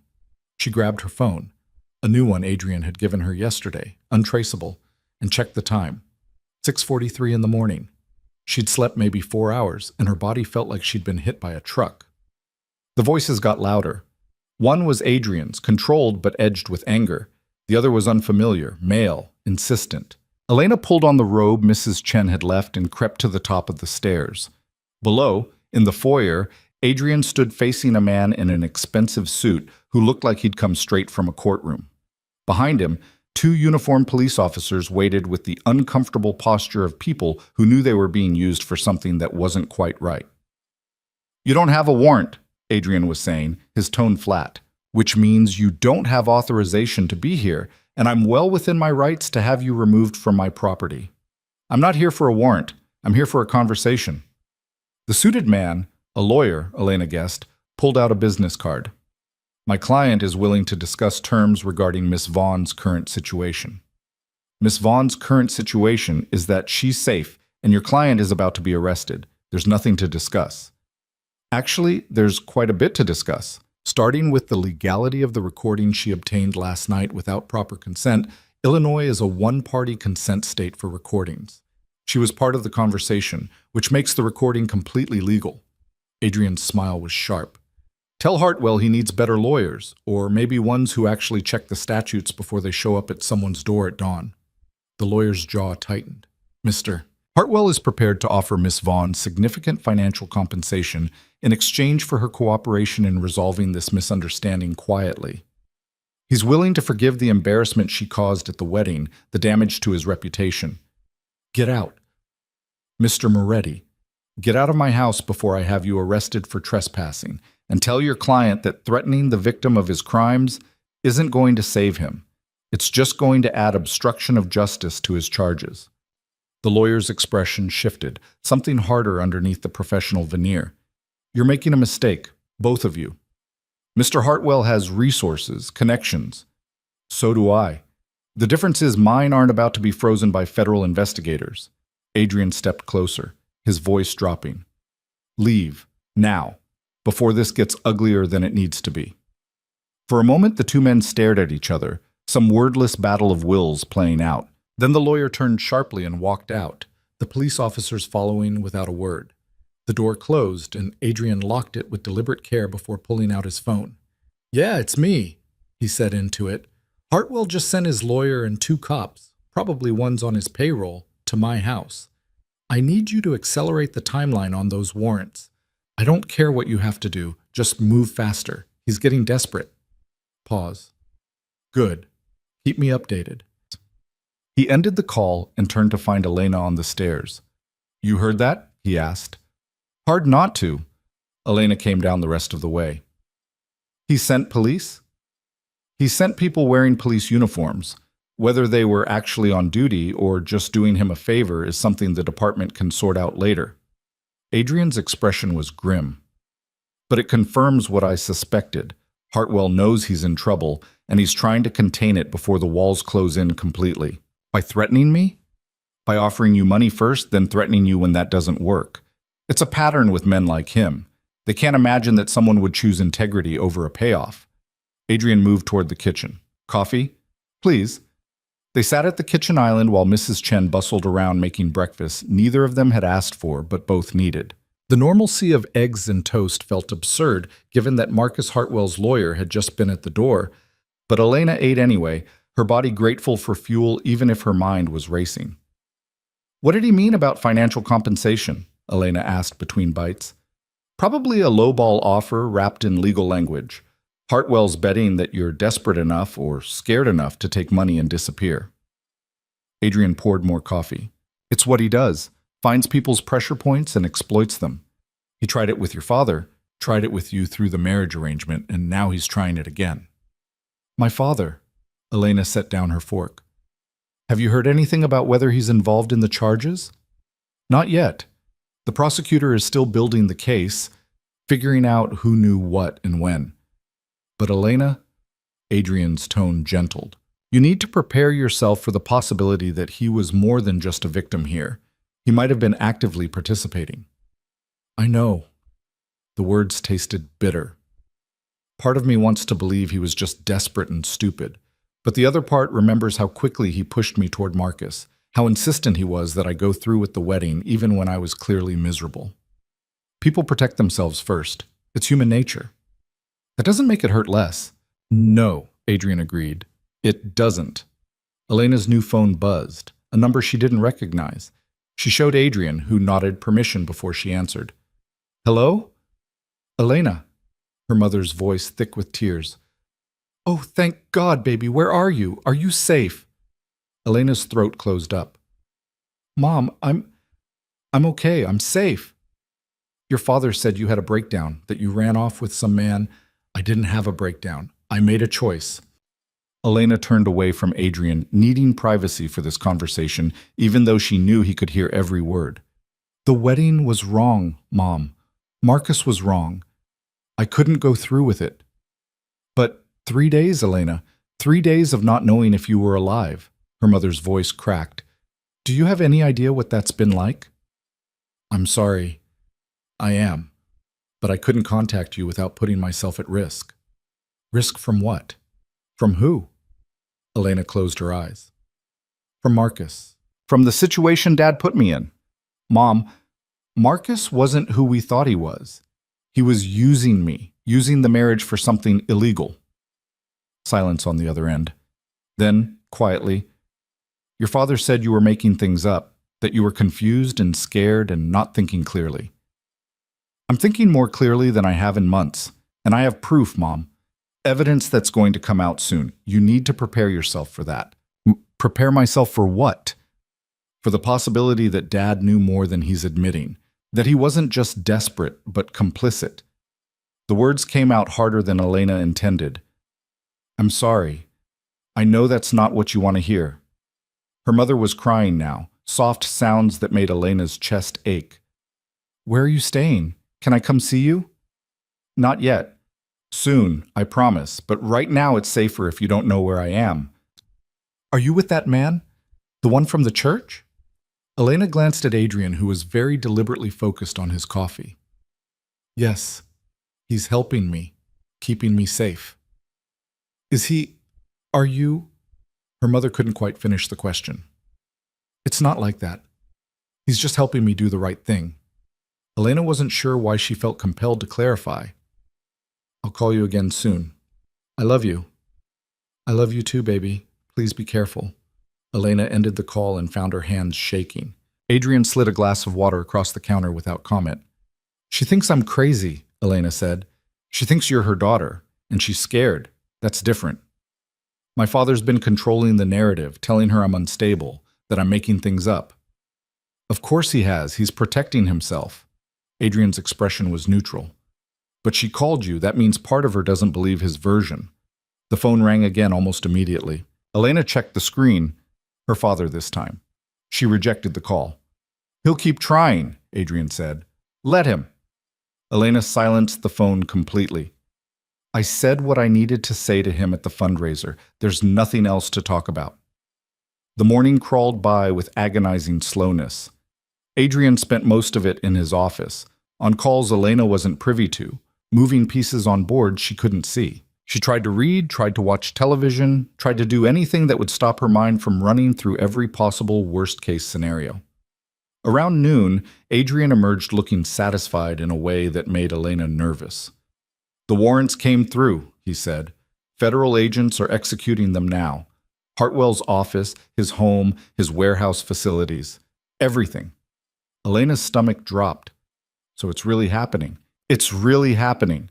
Adrian pulled up something on his phone, showed her a news alert, and it's already hitting the media. The headline read, Chicago businessman Marcus Hartwell under federal investigation for money laundering. Below it, a photo of federal agents outside Hartwell's downtown office building. They moved fast, Elena said. They had to. Once Hartwell sent his lawyer here this morning, it became clear he was going to start destroying evidence. The prosecutor didn't have a choice. Adrian scrolled through more alerts. Your name isn't mentioned yet, but it will be eventually. You need to decide how you want to handle that. Handle what? The media attention. When this goes to trial, you'll be a witness. That means reporters digging into your background, asking questions, camping outside wherever you're living. He looked up from his phone. I can help manage some of that. Keep them away from you physically. Make sure you have security. but I can't make the attention go away completely. Elena hadn't thought about that part. Hadn't considered that stopping Marcus would mean making herself visible in ways she'd never wanted. "What if I don't testify?" she asked. "You said the evidence was strong enough without me." "It is. The recording, the financial records I've been gathering, the testimony from other victims, it's enough to convict him. But having you there, having his intended victim tell the jury what he planned to do, that's powerful. That's the difference between him getting 15 years and him getting 30. So it's my choice, but one choice is clearly better. One choice serves justice more directly, yes, but that doesn't mean it's the right choice for you personally." Adrian set down his phone. "I've seen what trials do to witnesses. The defense attorneys will tear into you, try to make you seem unstable or vindictive or calculating. They'll bring up everything: your father's debts, your relationship with Hartwell, the fact that you ran away from your wedding. It won't be pleasant. And if I don't testify, Marcus might get a lighter sentence and do this to someone else down the line. Possibly. Or the prosecution builds such a strong case that he goes away for decades anyway." Adrian's expression was careful. "There's no wrong answer here, Elena. Whatever you choose, I'll support it." Before she could respond, Adrian's phone rang. He glanced at it, frowned, and answered. "Talk to me." Elena watched his expression shift from neutral to something darker as he listened. "When?" Pause. "How many?" Another pause. "All right. Yes. Do it." He ended the call and looked at Elena with an intensity that made her nervous. "What happened?" "Federal agents just arrested your father." The words hit like a physical blow. Elena sat down hard in the nearest chair. "What?" "Apparently, when they searched Hartwell's records, they found evidence of your father actively facilitating some of the transactions. Not just accepting money, but helping move it through shell companies. He's being charged as an accomplice." Elena's vision blurred at the edges. She'd known this was possible, had tried to prepare herself for it. But knowing intellectually that your father might be a criminal and hearing that he'd been arrested were two completely different things. "My mother," she managed. "She's alone. She can't handle this. I'll send someone to check on her. Make sure she's okay. Help her find a lawyer if she needs one." Adrian crouched in front of Elena's chair. "I know this is hard. I know part of you wants to blame yourself for this. But you didn't make your father commit crimes. You didn't make him lie about it. You just stopped protecting him from the consequences. He's still my father." "I know, and that makes it worse, not better." Adrian's voice was gentle. "But he made choices, Elena. Choices that hurt you and could have destroyed your life. Him facing consequences for those choices isn't your fault." A tear slid down Elena's cheek before she could stop it. Then another. Then she was crying for real, the kind of deep, shaking sobs that came from somewhere beyond conscious thought. Adrian didn't try to stop her or comfort her with empty platitudes. He just stayed there, steady and present, until the storm passed. When Elena could finally breathe again, she found tissues in her hand. Mrs. Chen must have materialized at some point, and Adrian still crouched in front of her, patient. "Sorry," she said roughly. "Don't apologize for having feelings. That's the most human thing you've done since we met." Elena laughed, the sound watery and broken. "What does that say about me?" "That you've been surviving instead of living. There's a difference." Adrian stood, gave her space. "Take the rest of the day. Sleep, cry, scream at the lake if you want. Whatever you need to process this." "What are you going to do?" "Coordinate with the prosecutor. Make sure the cases against both Hartwell and your father are airtight. And arrange for someone to look after your mother." He paused at the doorway. "Elena, for what it's worth, you did the right thing. It doesn't feel like it now. But you did." After he left, Elena sat in the chair for a long time, staring at nothing. Her father was in federal custody. Her ex-fiancé was being raided by federal agents. Her mother was alone and probably falling apart. And Elena was in a stranger's house, safe but isolated, protected but trapped in a different way. She thought about this wedding dress, the white silk that was supposed to mean a fresh start. How naive she'd been, thinking that getting through the ceremony was the hard part. Turns out the hard part was everything that came after. The consequences, the fallout, the reality that choosing yourself sometimes meant watching everything else burn. Elena found herself in the library again, drawn to the books like they might have answers. She pulled the Neruda poetry off the shelf, the one Adrian had given her that first night. The pages fell open to a poem about love and loss, about choosing truth over comfort. "I want to do with you what spring does with the cherry trees," she read aloud to the empty room. The words felt important somehow, even if she didn't fully understand why. She was still there when Adrian found her hours later, the sky outside dark and the book open in her lap. "Mrs. Chen made dinner," he said from the doorway. "I'm not hungry." "I know, come eat anyway." It wasn't a question, but it wasn't quite an order either. Something in between. Elena followed him to the dining room where Mrs. Chen had set out soup and bread, comfort food for a day that had been anything but comfortable. They ate in silence for a while, the only sound the clink of spoons against bowls. "How's my mother?" Elena asked finally. "Shaken, but okay. I sent someone to explain what's happening, help her understand the legal process. She's not being charged with anything. The evidence shows she had no knowledge of what your father was doing. She'll hate being alone. She doesn't have to be.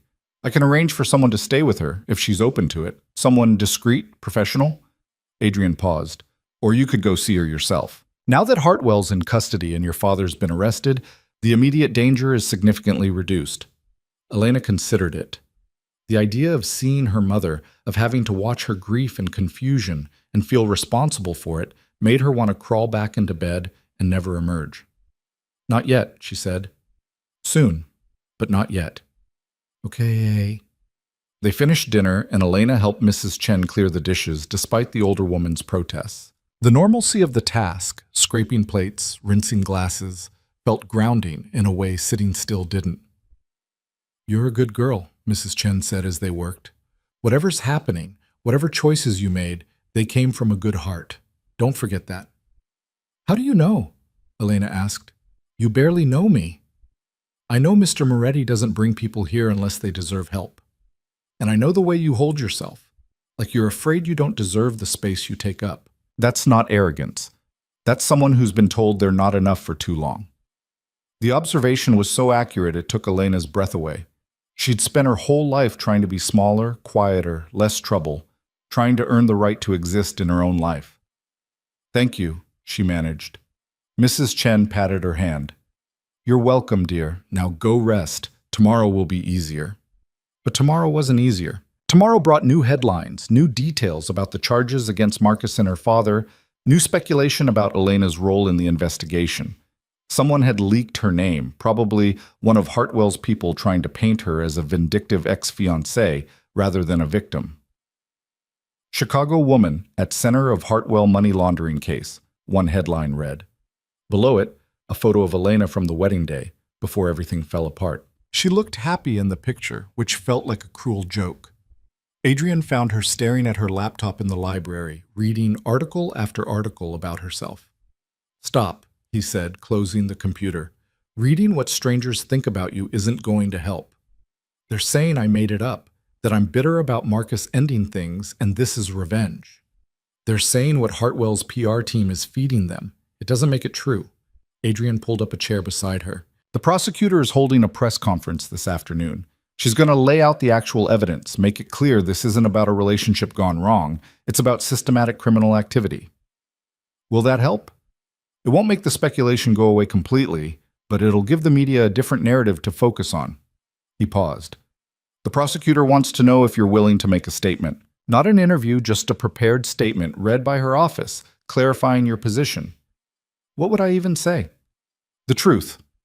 That you discovered evidence of criminal activity, that you reported it to the proper authorities, and that you're cooperating fully with the investigation. Short, clear, factual." Adrian pulled out his phone, showed her a draft. Something like this. Elena read it over. The words were simple, almost boring in their lack of drama. But that was probably the point. Take the emotion out of it. Make it about facts instead of feelings. "Okay," she said. "Tell her she can use it." The press conference happened at 2. Elena and Adrian watched it together on the living room television. The prosecutor, a severe woman named Patricia Brennan, standing at a podium surrounded by federal agents. Today we are announcing charges against Marcus Hartwell and Thomas Vaughn for their roles in a sophisticated money laundering operation that moved over $50 million through fraudulent accounts over the past 3 years, Brennan began. Her voice was clipped, professional. These charges are the result of a lengthy investigation involving multiple law enforcement agencies and the cooperation of several witnesses, including Miss Elena Vaughn. She went on to detail the charges: conspiracy to commit money laundering, wire fraud, tax evasion, obstruction of justice. Each count carried significant prison time. Then she read Elena's statement, her tone making it clear this was fact, not opinion. Miss Vaughn discovered evidence of suspicious financial activity and immediately reported it to the appropriate authorities. She has cooperated fully with our investigation and will continue to do so as this case moves forward. Any suggestion that her actions were motivated by personal grievance rather than public interest is categorically false and unsupported by the evidence. The reporters erupted with questions, but Brennan shut them down with practiced efficiency. The press conference ended and Adrian muted the television. "Well?" he asked. "Well what? How do you feel?" Elena thought about it. "Exposed. Like everyone in the city is picking apart my life, deciding whether I'm credible or vindictive or just stupid. That's fair, but also relieved, I guess, that someone official is saying I'm not crazy, that what I saw was real." "It was real. It is real." Adrian stood, paced to the window. "The trial's going to be months away, probably early next year. Between now and then, the prosecution will want to meet with you several times, go over your testimony, prepare you for cross-examination. And what do I do in the meantime? Whatever you want. You can stay here, or I can help you find an apartment somewhere safe. You can look for work, start rebuilding your life." He turned to face her. "The immediate crisis is over, Elena. Now comes the hard part, figuring out who you are when you're not running from something." The observation hit deeper than Elena expected. Who was she when she wasn't defined by other people's needs? When she wasn't her father's daughter, or Marcus's fiancée, or a witness in a federal case? "I don't know how to do that," she admitted. "No one does. That's why it's hard." Adrian's expression softened. "But you've got time, and you've got space. Use them." Over the next week, Elena tried to do exactly that. She started small, walks around the property in the early morning, the cold air sharp in her lungs, reading books from Adrian's library without any particular goal beyond enjoying the stories, calling her mother every day, short conversations that were awkward and painful but necessary. Her mother was staying with her sister in Wisconsin, away from the media circus in Chicago. She sounded older on the phone, more fragile than Elena had ever heard her. "Your father keeps calling," she said during one conversation. "From jail. He wants to talk to you." "I'm not ready for that." "He says he's sorry, that he never meant for things to go this far." "Mom?" Elena kept her voice gentle but firm. He knew what he was doing. Maybe he didn't understand all the details, but he knew enough. He chose this. He chose to save our family. He chose to save himself and told himself it was for us. There's a difference. Elena closed her eyes. "I love you, but I can't pretend Dad's the victim here. Not when I was the one he was willing to sacrifice." Her mother was quiet for a long time. Then, softly, I know, baby. I'm not ready to accept it yet." "That's okay. Take your time." But even as Elena told her mother to take time, she found herself struggling with the same thing. Accepting that the man who'd raised her, who taught her to ride a bike and helped her with homework and walked her down that aisle, was also someone who'd been willing to use her for his own survival. Both things were true, and holding them together made her head hurt. Adrian gave her space, but he was there when she needed him, appearing with coffee when she couldn't sleep, suggesting books when she seemed restless, challenging her to chess games that he won infuriatingly often. "You're letting me win," Elena accused after he checkmated her for the 3rd time in a row. "I'm absolutely not. You're just not thinking 3 moves ahead yet." Adrian reset the board. "Try again." She did, and lost again, and again. Until finally, on the 7th game, she saw an opening he'd left and took it, her queen sliding across the board to trap his king. "Checkmate," she said, surprised. Adrian leaned back, a genuine smile crossing his face. "There you go. Knew you had it in you." You let me win that one. I didn't, you earned it. He started putting the pieces away. You're learning how to see the whole board instead of just the next move. That's good. You'll need that skill. For what? For life. For the trial. For whatever comes next. Adrian's expression turned serious. You're not going to be able to control everything that happens, Elena. But you can learn to anticipate it, plan for it, position yourself so you've got options when things go wrong. Is that how you live? Always planning for disaster? I plan for reality. Sometimes reality is disaster. Sometimes it's opportunity. The trick is knowing which one you're facing and responding accordingly. It should have sounded cynical. Instead, it sounded like hard-won wisdom from someone who'd learned these lessons the painful way.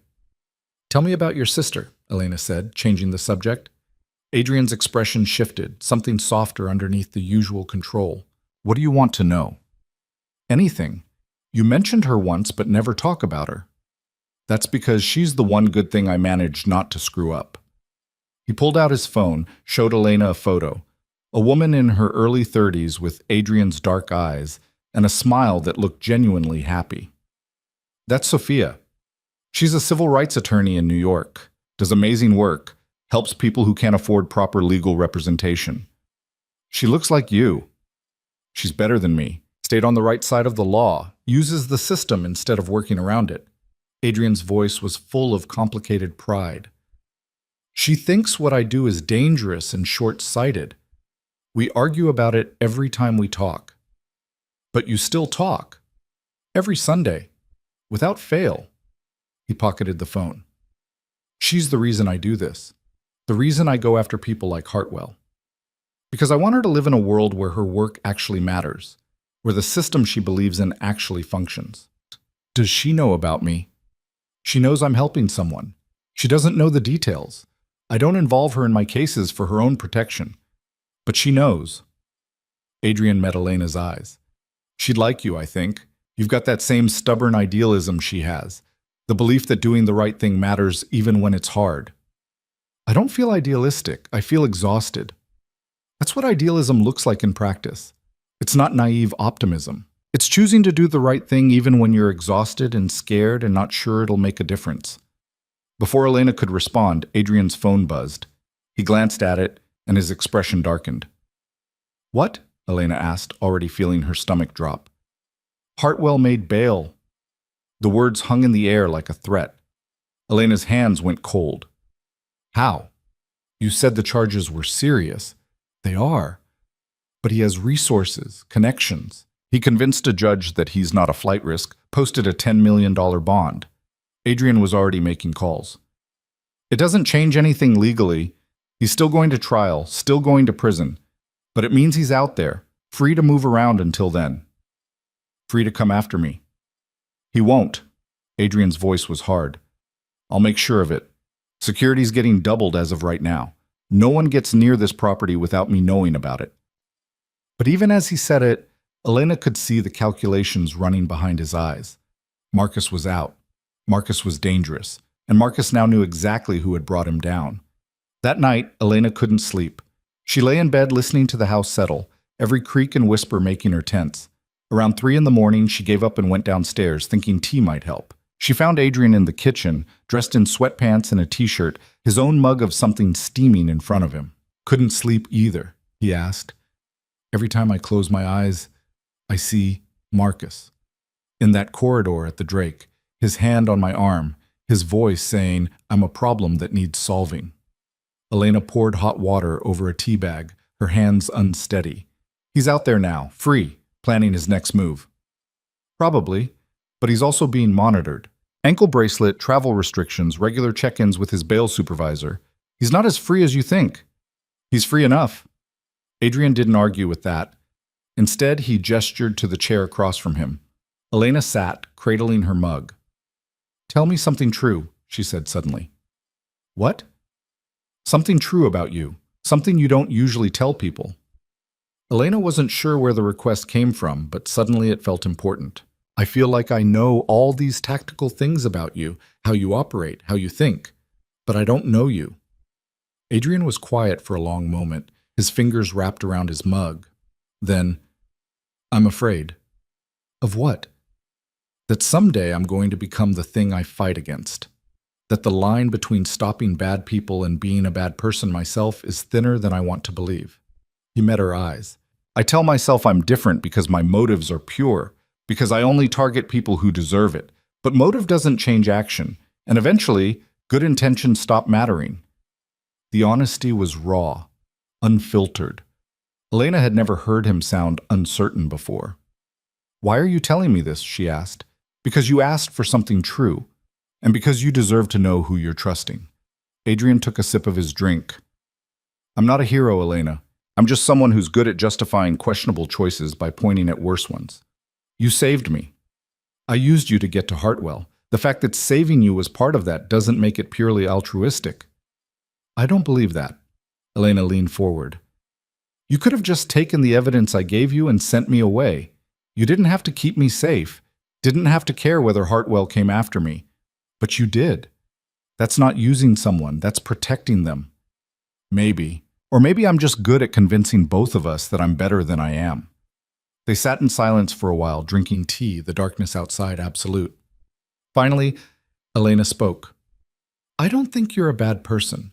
I think you're someone who's seen enough darkness that you've learned to use it. There's a difference. Is there? Yes. Elena was surprised by how certain she sounded. Because darkness that consumes you turns you into what you hate.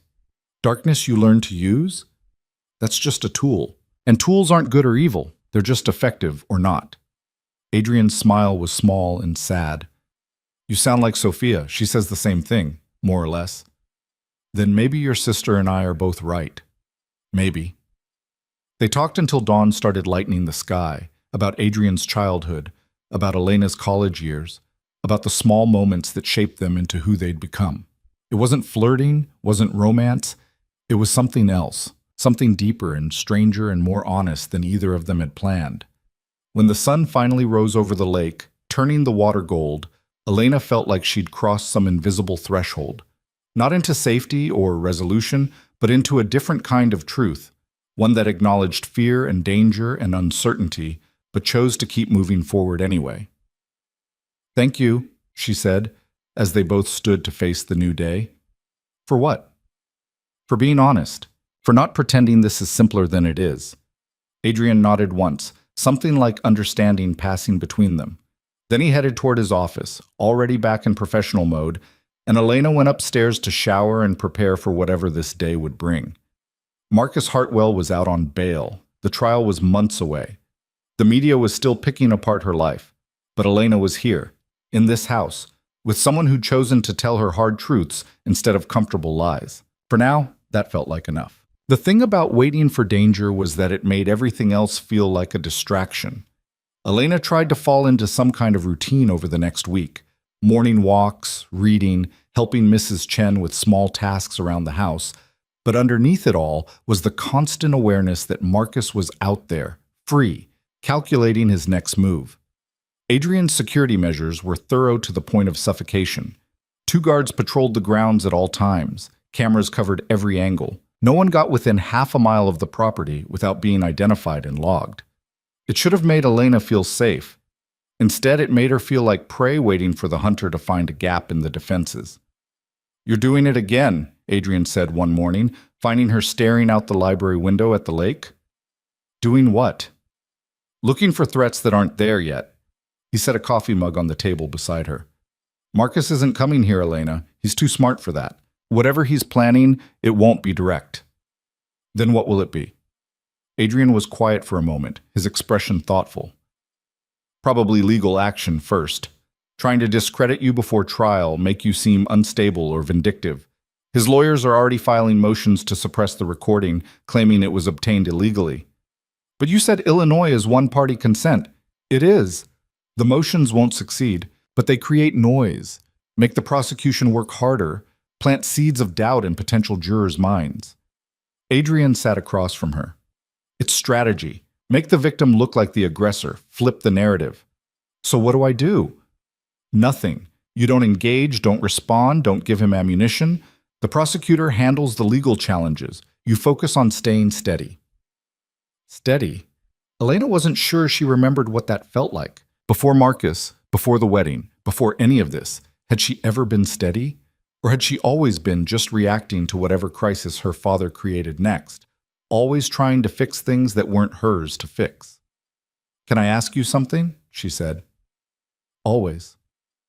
That first day, in the church, you said you'd been investigating Marcus for months, but you didn't have to pull me out. You could have just documented everything, built your case, let me marry him, and used me as evidence later. Elena met his eyes. "Why didn't you?"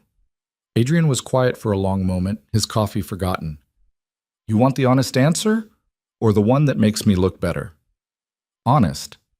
Because I saw you walking down that aisle looking like you were going to your own execution, and I remembered what it felt like to be trapped by other people's choices." His voice was level, but something underneath it wasn't.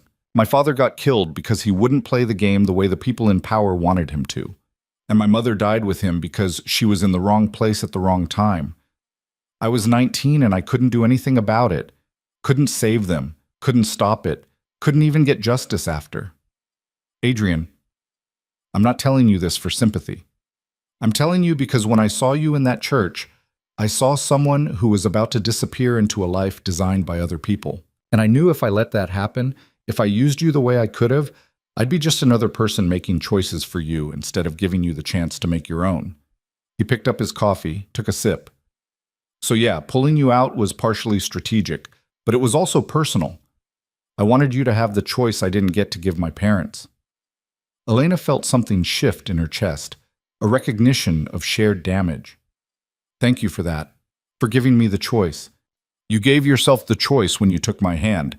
I just provided the exit." They sat in comfortable silence until Adrian's phone buzzed.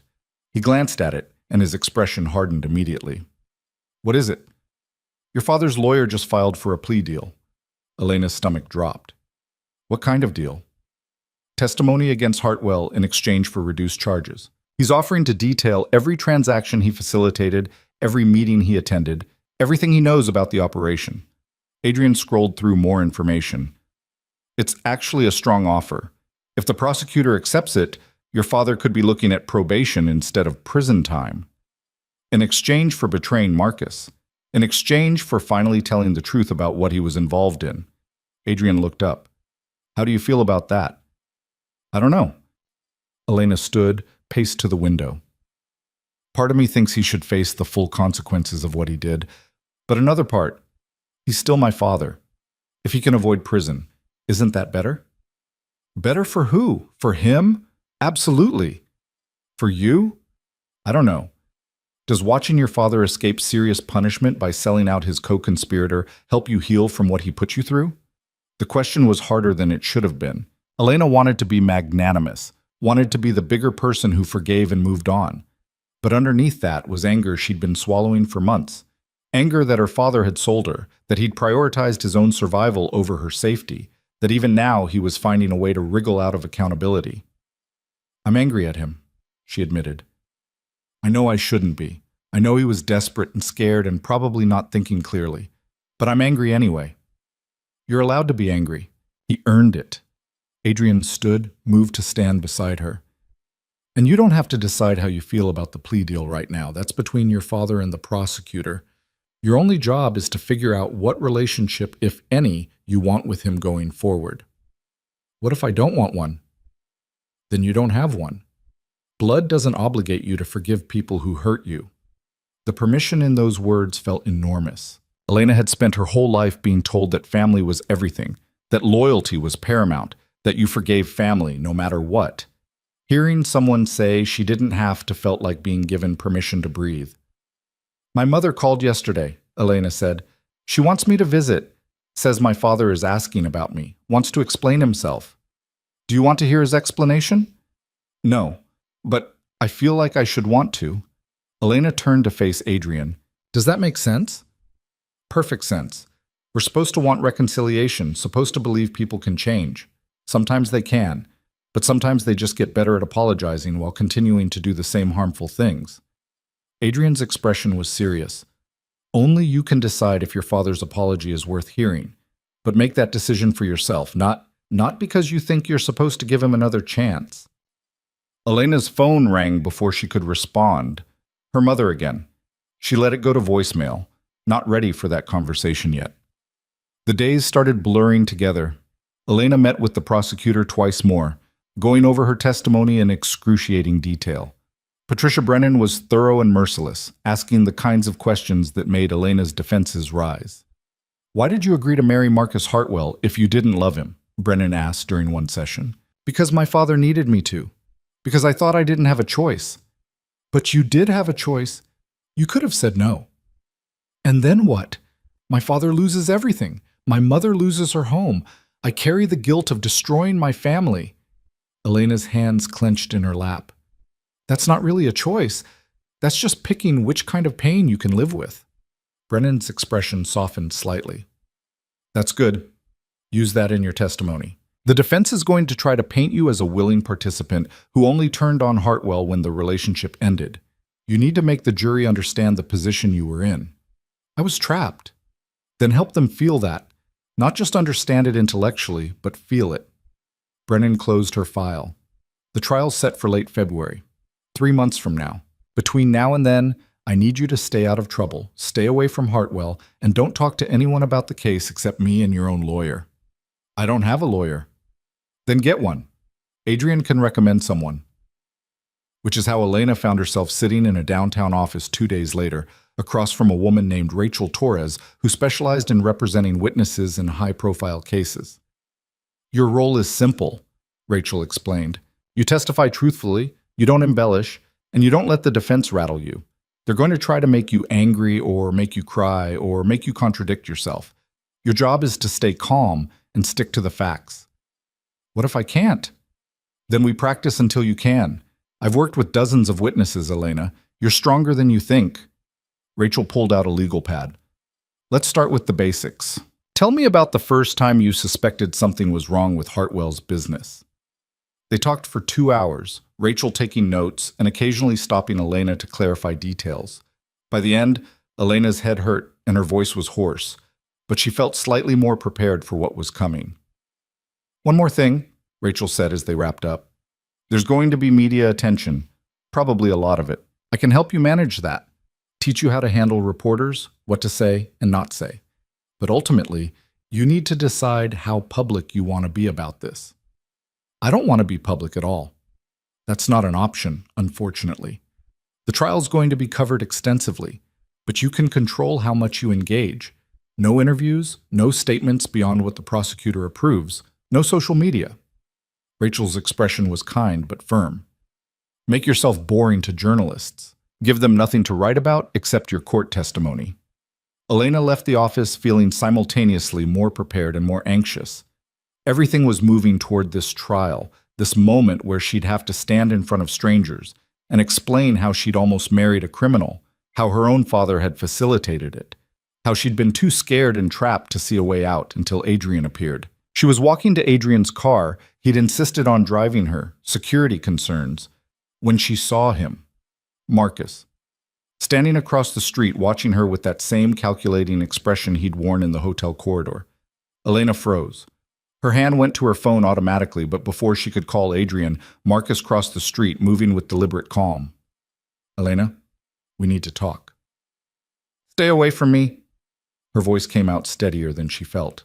"You're violating your bail conditions just being near me. I'm on a public sidewalk. I have every right to be here." Marcus stopped a few feet away, close enough to talk, but not close enough to be threatening. 5 minutes. That's all I'm asking. I don't owe you 5 seconds. You owe me an explanation. You owe me the truth about why you destroyed everything we built together." The audacity of it, framing this as something she'd destroyed, something they'd built together, made Elena's anger spike. "We didn't build anything. You constructed a trap and I almost walked into it. I loved you. You loved what I could do for you, the credentials I could provide, the legitimacy I could give your operation." Elena took a step back, creating distance. "But you never loved me. You don't even know me." Marcus's expression flickered, frustration or anger, something he was working to control. "I'm trying to make this easier for both of us. The trial doesn't have to happen. We can both walk away, start over. You're facing federal charges. There is no walking away." There could be.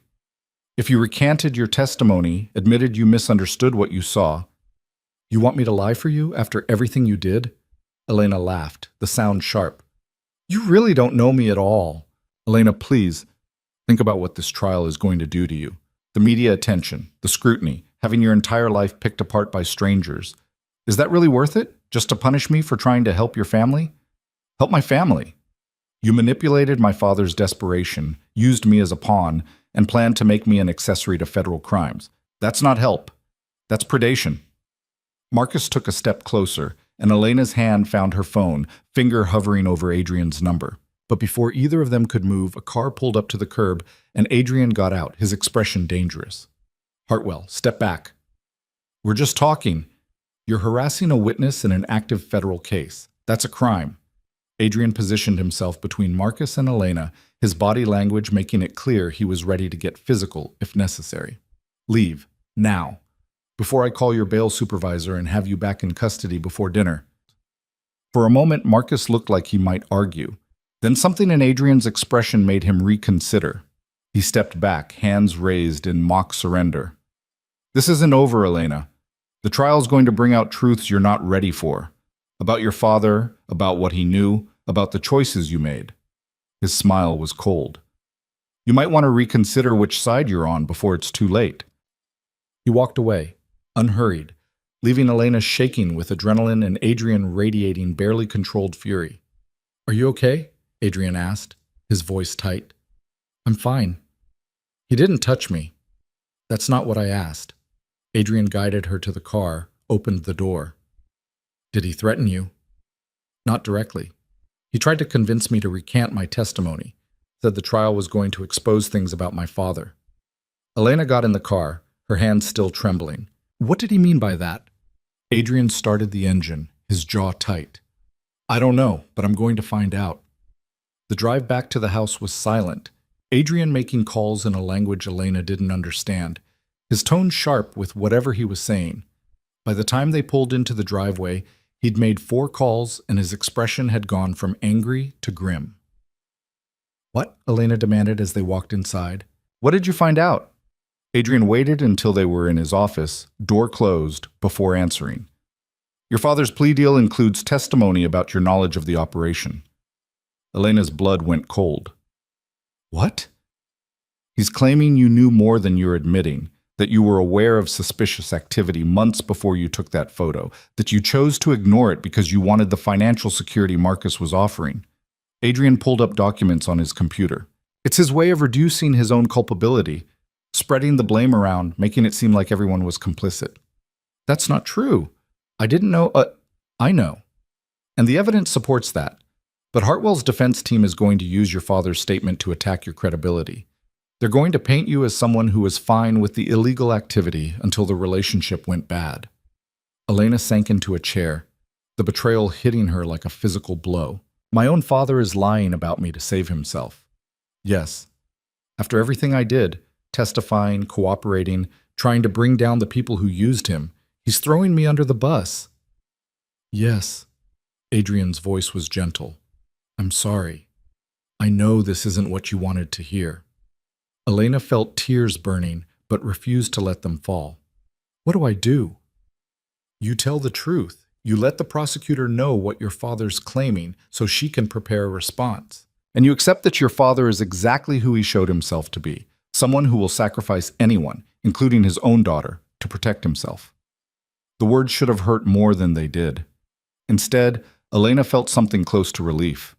She'd been holding on to this fragile hope that her father was better than his actions, that underneath the desperation and fear was someone who actually loved her. But this, lying about her to reduce his own sentence, this made it clear. Her father loved himself more than he'd ever loved her. I need to tell my mother, Elena said. Are you sure? She's already struggling with your father's arrest. She deserves to know the truth. That he's not just a victim of circumstance, he's actively trying to destroy me to save himself. Elena pulled out her phone. I'm done protecting him from the consequences of his choices. She called her mother from Adrian's office, putting it on speaker so he could hear. Her mother answered on the 3rd ring, sounding tired. Elena, honey, I was hoping you'd call. Mom, I need to tell you something about Dad's plea deal. Oh, he told me about that. He's finally being honest about what he did, trying to make amends. He's lying about me, claiming I knew about the illegal activity, that I was complicit. Elena kept her voice steady with effort. He's trying to reduce his sentence by making me look guilty. Silence on the other end. Then, quietly, that can't be right. Your father wouldn't. He would. He did. The prosecutor showed me the statement. Elena closed her eyes. Mom, I love you, but I need you to understand something. Dad is not the man you want him to be. He's not the victim here. He made choices that hurt people, and now he's making more choices that hurt me, and I can't keep pretending otherwise. But he's your father. Being my father doesn't give him permission to destroy me, and you defending him doesn't help anyone. Elena's voice cracked slightly. I'm going to testify at the trial. I'm going to tell the truth about what happened.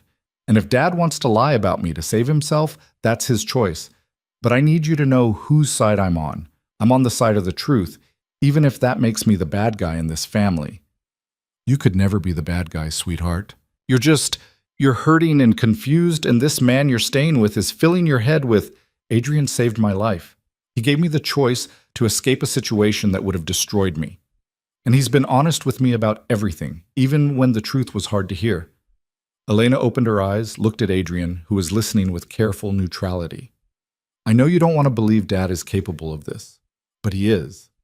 And I can't protect you from that anymore. Her mother was crying now, soft sounds that made Elena's chest ache. What am I supposed to do? He's my husband. That's your choice to make. But I can't be part of this family if it means sacrificing myself for his mistakes. Elena wiped at her own eyes. I love you, but I have to choose myself this time. She ended the call before her mother could respond, her hands shaking. Adrian handed her a box of tissues without comment. That was hard, he said after a moment. That was necessary. Elena blew her nose, pulled herself together. My whole life I've been making myself smaller so other people could be comfortable. So my father could pretend he was a good man, so my mother could pretend we were a happy family. I'm done with that. Good. Good? Yes. Good. Adrian leaned against his desk. You're finally choosing yourself instead of letting other people's comfort dictate your choices. That's growth. Elena wanted to feel triumphant.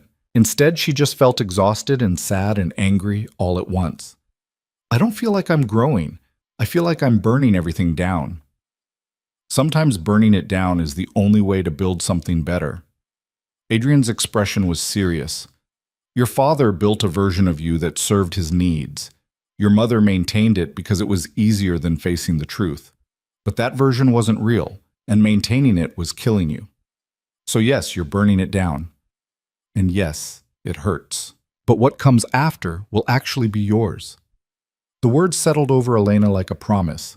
What comes after will be yours. Not her father's, not Marcus's, not anyone else's. Hers. Okay, she said quietly. Okay. The next few weeks were a study in controlled chaos. Elena met with Rachel 3 more times, practicing her testimony until she could deliver it without breaking down. She avoided all contact with her family. Her mother stopped calling after a week, which hurt, but also felt like a necessary boundary. The media attention intensified as the trial date approached, reporters camping outside the gates of Adrian's property until he had them removed for trespassing. Through it all, Adrian was there, steady, present, asking nothing of her except that she take care of herself. They fell into rhythms that felt almost domestic. Morning coffee together, evenings playing chess or reading in the library, conversations that ranged from trivial to profound. Can I ask you something personal? Elena said one night as they sat by the fireplace, the winter darkness pressing against the windows. You can ask. I might not answer. Fair. Elena set down her book. Have you ever been in love? Adrian was quiet for a long moment, his expression unreadable. Once. A long time ago. What happened? She wanted me to be someone I wasn't. Someone softer, more conventional, less... He gestured vaguely. Less all of this. And I couldn't be that person. So she left. Do you regret it? I regret that I couldn't give her what she needed, but I don't regret being who I am. Adrian's eyes found Elena's. Love that requires you to diminish yourself isn't really love. It's just another form of control. The observation hit close to home. Elena thought about Marcus, about how his version of love had required her to be smaller, quieter, more convenient. About how her father's love had come with conditions she could never quite meet. "What about you?" Adrian asked. "Have you been in love?" "I thought I was once. In college. But looking back, I think I was just in love with the idea of being chosen." Elena pulled her knees up to her chest. "He was popular and charming, and everyone wanted him, and he chose me. That felt like winning, somehow, like proof I was worth something." "And then?"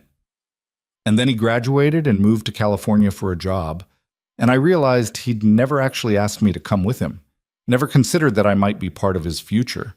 I was just the girlfriend who made college more fun." Elena smiled sadly. "Turns out, being chosen doesn't mean much if you're not actually valued. You're valued now." The words were simple, matter of fact, but they landed with weight. Elena looked at Adrian, really looked at him. This man who'd pulled her out of a church, kept her safe, given her the tools to fight back, asked nothing in return except that she be honest. "Thank you," she said quietly. "For what?" "For seeing me, the real me, not the version other people needed me to be." Adrian's expression softened in a way she'd rarely seen. "You make it easy." The moment stretched between them, charged with something neither of them was ready to name. Then Adrian's phone buzzed, breaking the spell. He glanced at it and stood abruptly. "The prosecutor needs me to verify some evidence. I'll be in my office if you need anything."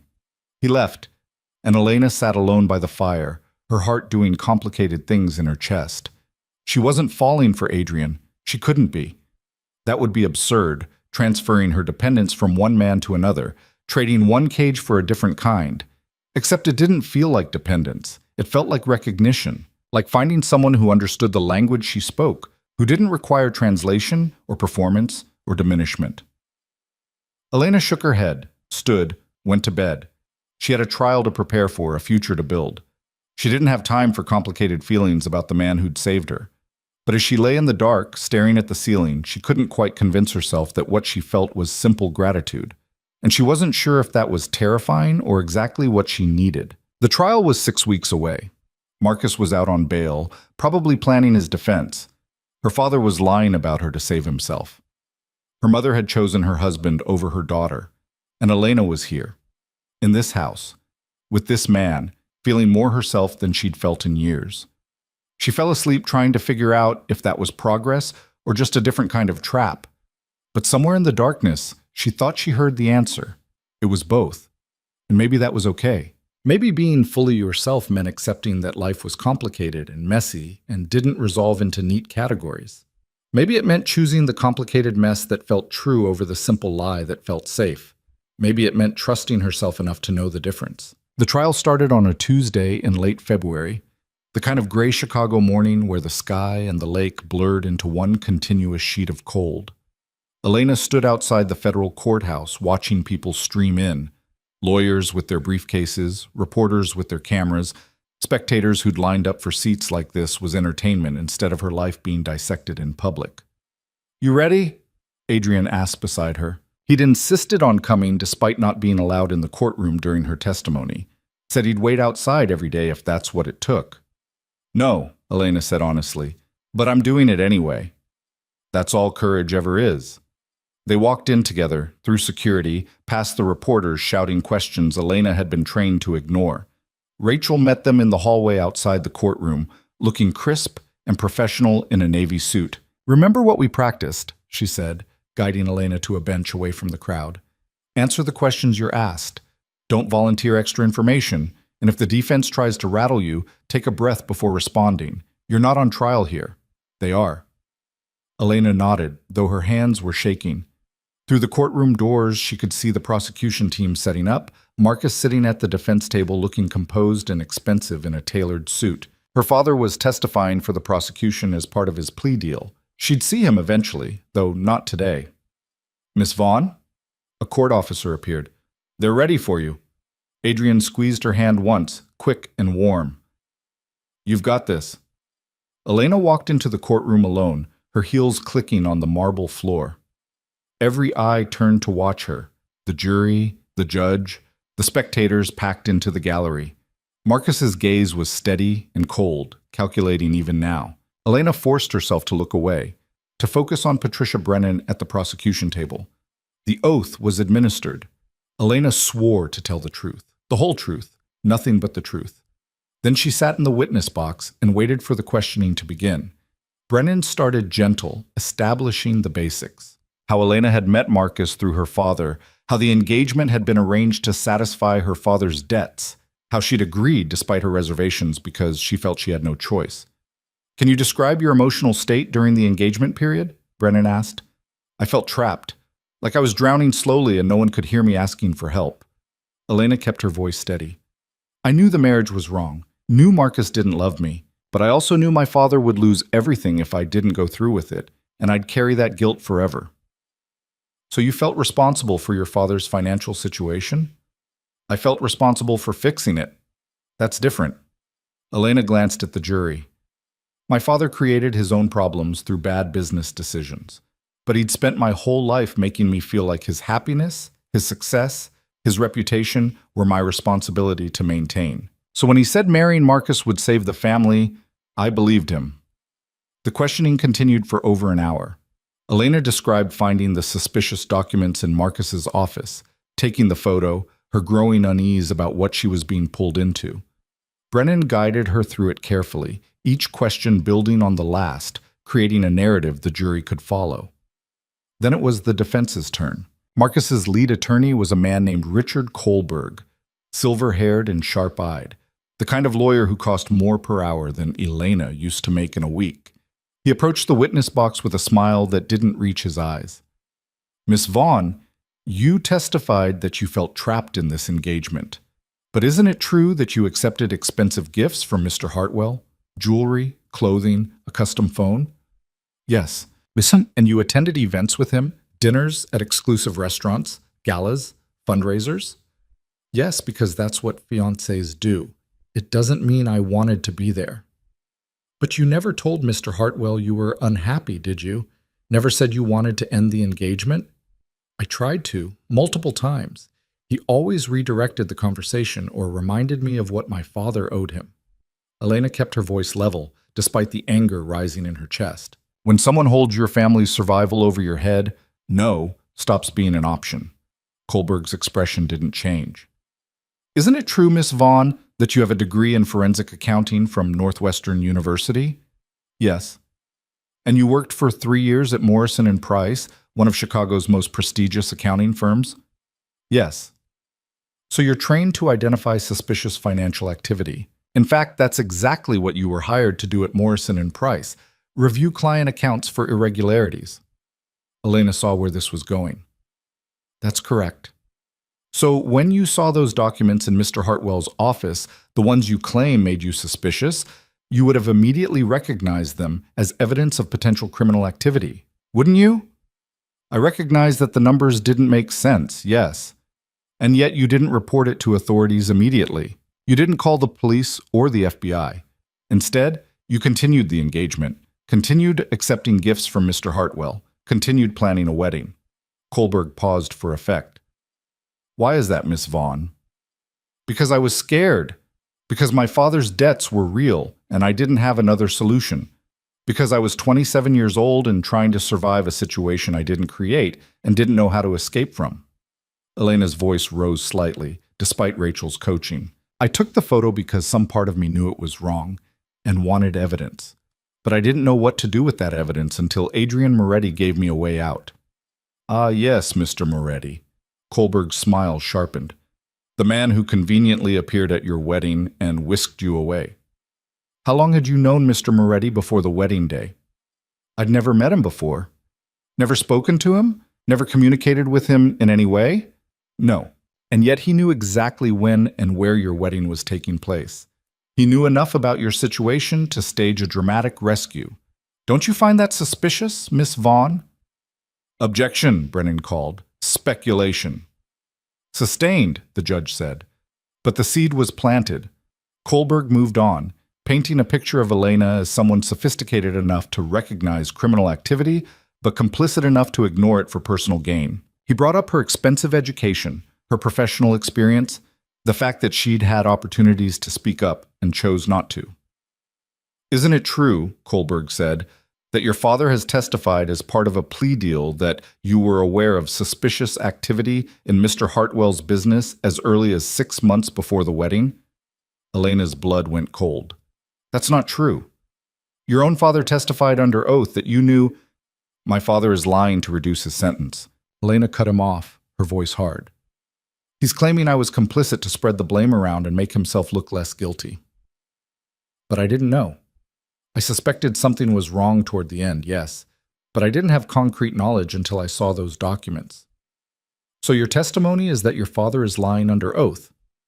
"My testimony is that my father will say whatever he needs to say to protect himself, even if it means destroying his own daughter." The words came out bitter. "He's already proven that by selling me to Marcus in the first place." Kohlberg spent another 30 minutes trying to poke holes in her story, but Elena held steady.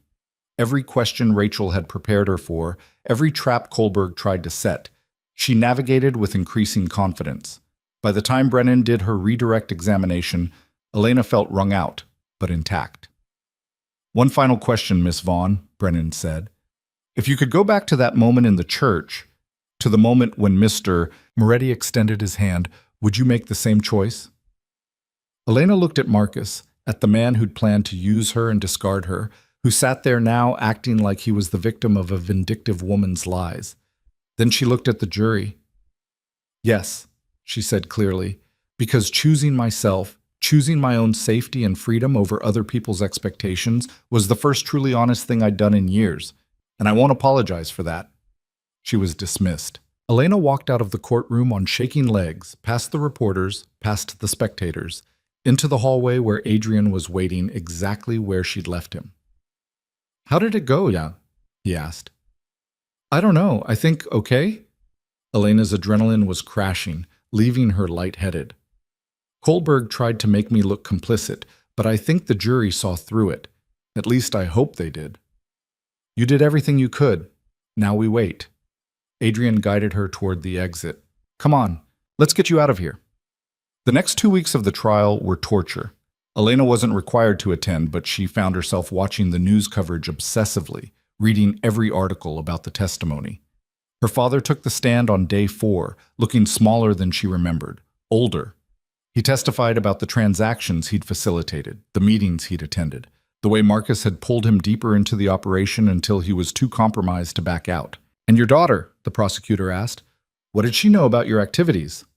Thomas Vaughn hesitated, and in that hesitation, Elena saw the choice he was making. "She suspected something was wrong. She asked questions I couldn't answer, but she didn't have concrete knowledge of the criminal activity." It wasn't a full recantation of his earlier statement, but it was closer to the truth than Elena had expected. Maybe some small part of her father still existed underneath all the self-preservation. Or maybe his lawyer had convinced him that lying about his daughter would hurt his credibility with the jury. Either way, Elena felt something loosen in her chest. Not forgiveness. She wasn't ready for that. Might never be ready. But acknowledgement that her father was complicated, capable of both betrayal and small moments of honesty. The trial concluded on a Friday. Closing arguments were sharp and brutal.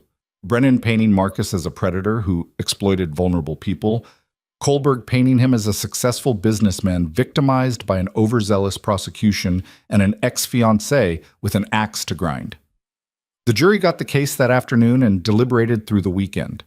Elena spent those days at Adrian's house, unable to eat, unable to sleep properly, pacing the library like a caged animal. Adrian let her pace, occasionally bringing her tea or dragging her outside for walks around the property when she'd been inside too long. "What happens if they acquit him?" Elena asked during one of those walks, the late winter air sharp enough to hurt. "Then the system failed, and we figure out what comes next," Adrian said. "But I don't think they will. The evidence is strong, your testimony was compelling, and Hartwell's own financial records show a pattern that's impossible to explain away. But what if—" "Elena." Adrian stopped walking, turned to face her. "You can't control the jury. You can't control the outcome. All you could control was whether you told the truth, and you did. Whatever happens next isn't on you. It feels like it's on me. I know, but that's not the same as it being true. His expression was gentle. You did your part. Now you have to trust that justice will do its part. The jury came back Monday afternoon. Elena was in the library when Adrian appeared in the doorway, his phone in his hand. Verdict's in, he said. Do you want to be there? Elena thought about it. Thought about sitting in that courtroom, watching Marcus's face as his fate was decided. Thought about the media circus, the reporters, the spectators treating this like entertainment. No, she decided. I don't need to watch him go down. I just need to know that he does. They waited in Adrian's office, the television on but muted, showing the courthouse steps where reporters were gathering. Adrian's phone buzzed 20 minutes later. He looked at it, and his expression shifted into something that might have been satisfaction. Guilty, he said. All counts.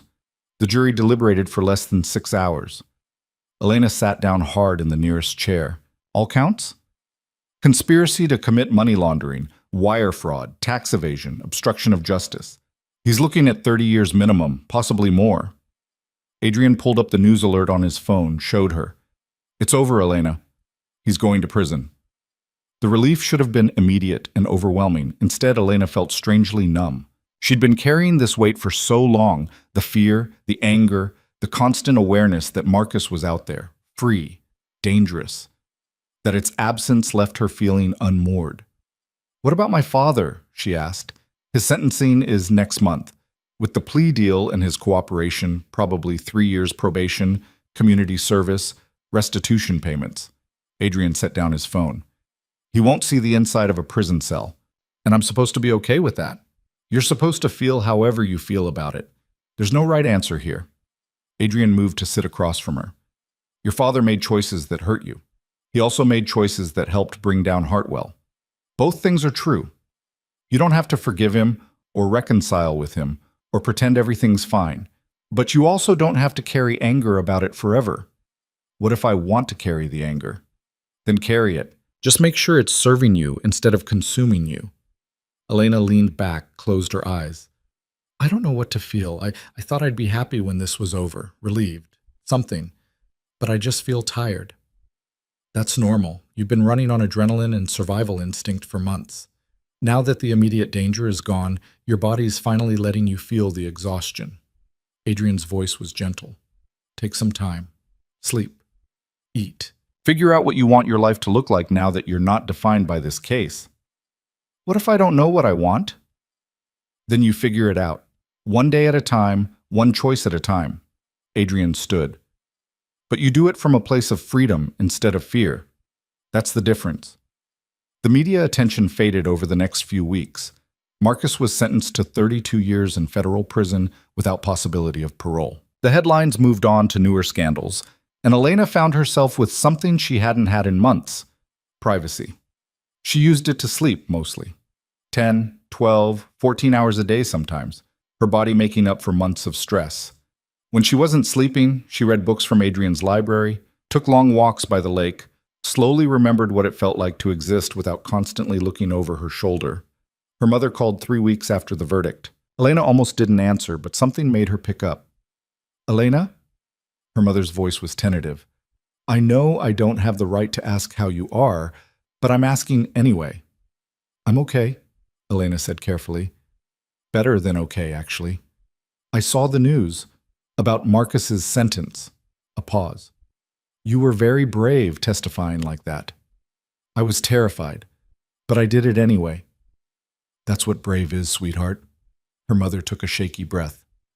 I owe you an apology, several apologies, for not protecting you from your father's decisions, for choosing him over you when you needed me to choose you, for not seeing what he was willing to sacrifice until it was almost too late. Elena felt tears prick her eyes. Why are you telling me this now? Because I've had time to think, time to sit with what your father did and what I allowed by looking the other way. And I realized that I spent so many years being his wife that I forgot how to be your mother. Her mother's voice cracked. I'm not asking you to forgive me. I'm just asking if maybe someday we could try to build something new. Not what we had before, but something honest. I don't know if I can do that yet, Elena said honestly. The hurt is still too fresh. I understand, and I'll wait, however long it takes. A pause. I love you, Elena. I should have said that more. Should have shown it better. But I do love you. I love you too, Mom. Elena wiped at her eyes. I'll call you when I'm ready, okay? Okay. They hung up, and Elena sat with the conversation, with the tentative offer of reconciliation. It wasn't forgiveness. Not yet. Maybe not ever. But it was acknowledgement, a crack in the wall that might someday become a door. She found Adrian in his office, working through paperwork with the kind of focused intensity that meant he was deliberately not thinking about something. My mother called, Elena said from the doorway. Adrian looked up. And? And she apologized. Said she wants to try to build something new between us. Elena leaned against the door frame. I don't know if I'm ready for that. Then you tell her that. Being ready for reconciliation isn't something you can force. Adrian set down his pen. You get to decide what relationship, if any, you want with your parents. That's your choice now. Everything's my choice now, Elena said. That's the part I'm still getting used to. It takes practice. You've spent most of your life letting other people decide things for you. Learning to trust your own judgment is a skill. Elena moved into the office, sat in the chair across from his desk. Can I ask you something? Always. What happens now? With us, I mean. She gestured vaguely. The trial's over. Marcus is in prison. I don't need protection anymore. So what am I doing here? Adrian was quiet for a long moment, his expression unreadable. What do you want to be doing here? I don't know. That's why I'm asking. Elena. Adrian leaned back in his chair. You can stay as long as you want. You can leave tomorrow. You can come and go as you please. But I need you to make that choice for yourself, not because you think you owe me something or because you're scared of being alone. What if I'm choosing to stay because I want to? Because being here feels right in a way nothing else has in a long time. Something shifted in Adrian's expression, a crack in his usual control. Then stay. But be clear about why. Are you staying because this house feels safe or because I'm here? The question hung in the air between them, honest and terrifying. Elena thought about the past months, the conversations in the early morning hours, the chess games, the way Adrian had seen her more clearly than anyone ever had, the way she'd started looking forward to seeing him, started measuring her days by their shared moments. Both, she admitted. The house feels safe, but you make me feel like I'm allowed to be complicated and messy and still worth something. And I don't know if that's just gratitude or something else, but I know I'm not ready to walk away from it yet. Adrian stood, moved around the desk until he was standing in front of her. I need to tell you something, and I need you to hear it without feeling obligated to respond in any particular way. Okay? I didn't plan on caring about you. You were supposed to be a witness, someone I helped in order to take down Hartwell. But somewhere between pulling you out of that church and watching you stand up to your father, you stopped being a case and started being someone I couldn't imagine not having in my life. His voice was low, careful. I'm not asking you for anything. I'm just telling you where I am, so you can make informed choices about what comes next. Elena's heart was doing complicated things in her chest. You care about me? Yes. As more than just someone you're protecting? Yes. Then why didn't you say something before? Because you needed space to figure out who you were without being defined by someone else's expectations.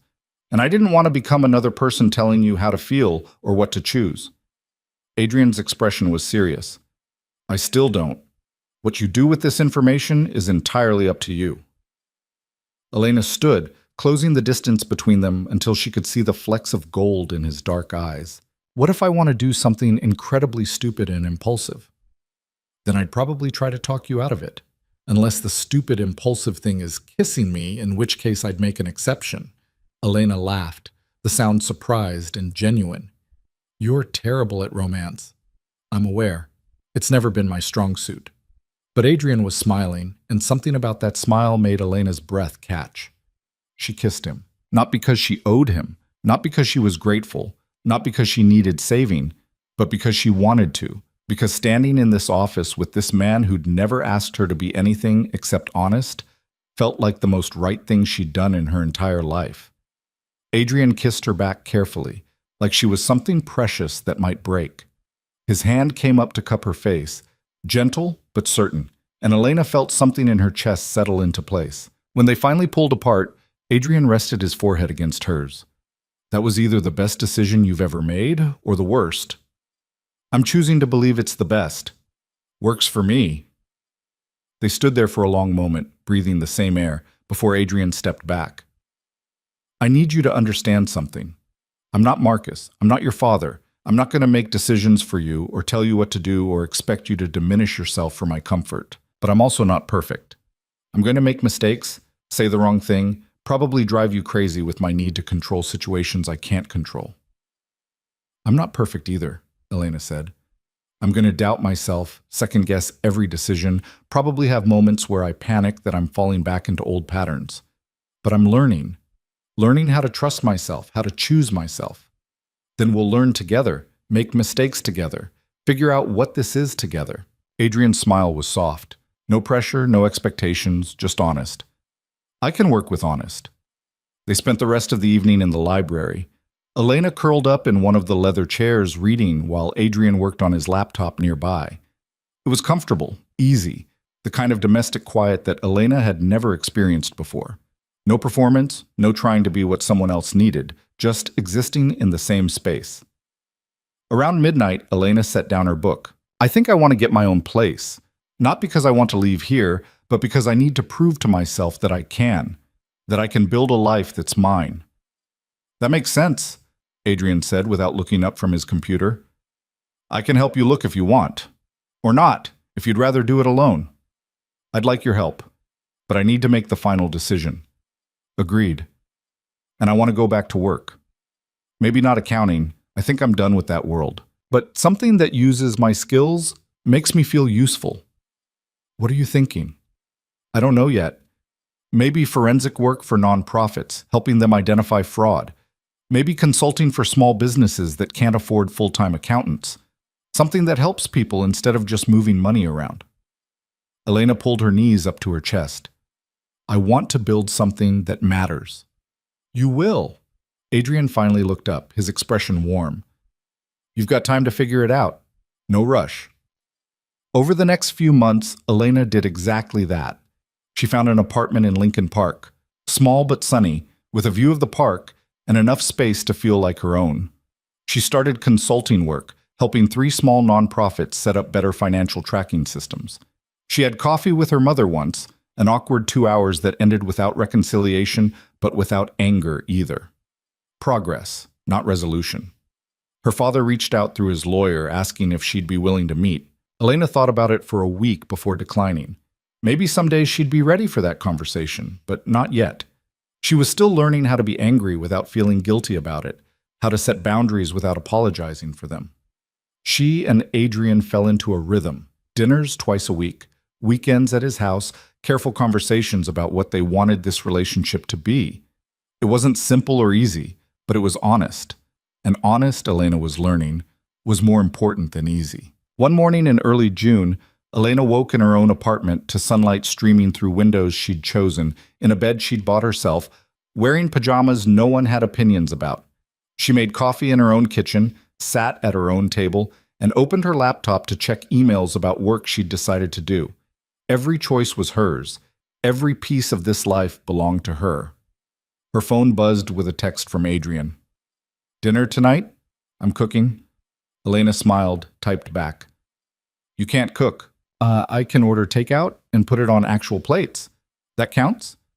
That absolutely doesn't count. But yes. She set down her phone and looked around her apartment. The books on the shelves, the art on the walls, the small collection of things that made this space uniquely hers. It wasn't perfect. The couch was secondhand, the kitchen table wobbled slightly, and she still woke up some nights with anxiety about money, even though her consulting work was going well. But it was hers, built from choices she'd made, not circumstances she'd accepted. That evening, Elena showed up at Adrian's house with wine and found him in the kitchen surrounded by takeout containers and looking slightly stressed. I thought you were putting this on plates, she said, laughing. I am. I'm just trying to make it look intentional instead of like I gave up on actually cooking. Adrian gestured at the spread. Tie okay? Tie's perfect. They ate on the terrace overlooking the lake, the summer evening warm and endless.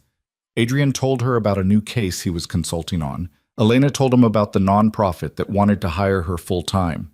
They argued good-naturedly about whether her chess game was actually improving or if he was just letting her win more often. I have something for you, Adrian said as they were cleaning up. He disappeared into his office and returned with a folder. What's this? Information about a foundation I'm starting. Helps people get out of situations like the one you were in, coercive relationships, financial abuse, forced arrangements. Provides legal support, housing assistance, job training. Adrian set the folder down. I want you to be part of it. Not as a victim sharing your story, but as someone helping build the programs. Your experience with forensic accounting could be useful for helping people untangle their finances from abusive partners. Elena opened the folder, scanned the preliminary plans. It was ambitious, well-funded, exactly the kind of thing that would make a real difference. Why me? She asked. Because you understand what it's like to be trapped, and you understand that getting out is just the first step. Building a new life is the hard part. Adrian leaned against the counter. But only if you want to, no pressure. Elena thought about it. Thought about the woman she'd been walking down that aisle, terrified and alone, thinking she had no choices. Thought about the woman she was now, sitting in a kitchen with a man who'd given her the tools to save herself. I want to, she said. I want to help other people find their way out. Good. Because I already put your name on the incorporation papers. Adrian. What? I was confident you'd say yes. His smile was unrepentant. Besides, if you'd said no, I would have just taken your name off and pretended I never asked. Elena threw a dish towel at him, which he caught easily, still smiling. And in that moment, standing in this kitchen, arguing with this man who'd seen her at her worst and somehow convinced her she was worth fighting for, Elena realized she was happy. Not the performative happiness she'd tried to manufacture for her father or for Marcus. Real happiness, complicated and messy, and built on a foundation of choices she'd made for herself. Thank you, she said quietly. For what? For pulling me out of that church. For giving me space to figure out who I am. For seeing me. Adrian set down the towel, moved closer. You pulled yourself out. I just gave you the option. Everything after that? That was all you. He kissed her, and Elena kissed him back. And somewhere in the distance, the lake reflected the last of the sunset, turning the water gold and pink and impossible. They spent the rest of the summer building the foundation, choosing office space, interviewing staff, setting up programs. Elena threw herself into the work with an intensity that surprised her, finding purpose in helping others navigate the kind of hell she'd barely escaped. The first person they helped was a woman named Sarah, 24 years old, engaged to a man who controlled every aspect of her life. Elena sat with her in the foundation office, listening to her story, seeing her own fear reflected back. I don't know how to leave, Sarah said, crying. He's got access to all my accounts, knows where my family lives, told me if I try to go, he'll make sure I regret it. You leave the same way I did, Elena said. One choice at a time, one step at a time, and you let people help you, even when everything in you says you have to do it alone. They got Sarah out that week, set her up in a safe apartment, helped her open new bank accounts, connected her with a lawyer who specialized in restraining orders. It wasn't simple or clean, and Sarah struggled with guilt and fear and the constant pull to go back to what was familiar even if it was terrible. But she didn't go back, and 3 months later she called Elena to say she'd gotten a job, started therapy, felt like maybe she could breathe again. Thank you, Sarah said on that call, for showing me it was possible. You did it yourself, Elena said, echoing Adrian's words from months ago. I just showed you the door. You walked through it. A year after the trial, Elena woke on a Saturday morning in Adrian's bed. She'd started staying over most weekends, though she kept her apartment as a reminder that she could leave anytime she wanted. Adrian was already up, probably in his office, dealing with whatever crisis had come up overnight. Elena found him on the terrace instead, coffee in hand, watching the sun come up over the lake. You're not working, she observed, sliding her arms around him from behind. Shocking, I know. Adrian leaned back into her embrace. I'm trying this new thing where I occasionally relax and enjoy life instead of constantly preparing for the next disaster. How's that going? Terrible. I hate it. But you keep insisting it's healthy, so I'm trying. He turned to face her, his expression soft. I have something to tell you. That sounds ominous. It's not. At least I hope it's not. Adrian took a breath. Marcus Hartwell's appeal was denied yesterday. All 32 years upheld. He's never getting out. Elena felt something she'd been holding release, a tension she hadn't fully acknowledged until it was gone. It's really over. It's really over. They stood together as the sun climbed higher, painting the lake in impossible colors. Elena thought about the woman she'd been, walking down that aisle in a dress that felt like a shroud. Thought about the choice she'd made in a moment of chaos, trusting a stranger's hand over the familiar trap of her father's expectations. Do you ever regret it? She asked. Pulling me out of that church? All the complications it brought into your life? Never. Not once. Adrian's arms tightened around her. You're the best complication that ever happened to me. Even when I'm difficult? Especially then. Difficult means you're thinking for yourself instead of trying to be what someone else needs. He kissed the top of her head. I love you, Elena. Complicated, difficult, still figuring it out you. Elena's breath caught. They danced around the word for months, both of them too cautious to say it out loud. I love you too. Even though you're controlling and overprotective and terrible at actually relaxing. That's fair.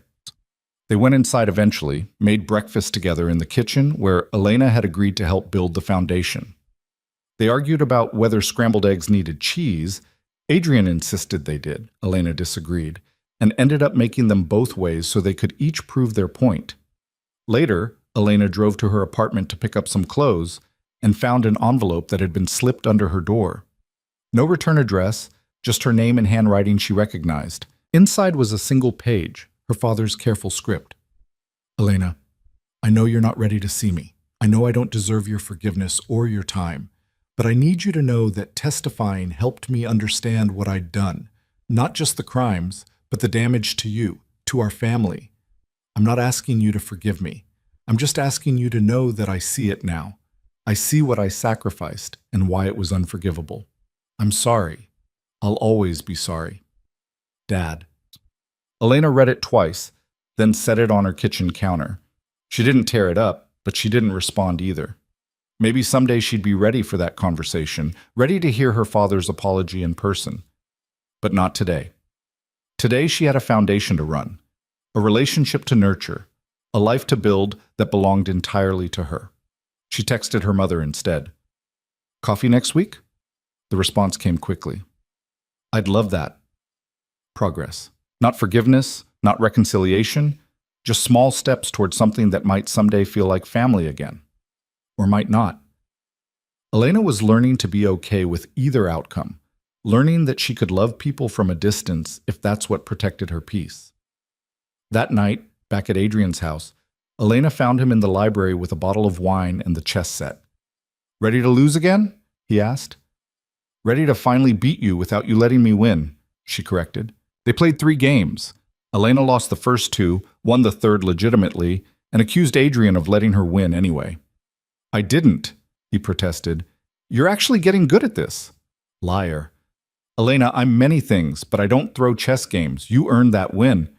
She studied his face, looking for the tell that he was humoring her, and found only honest pride. Maybe she was getting better.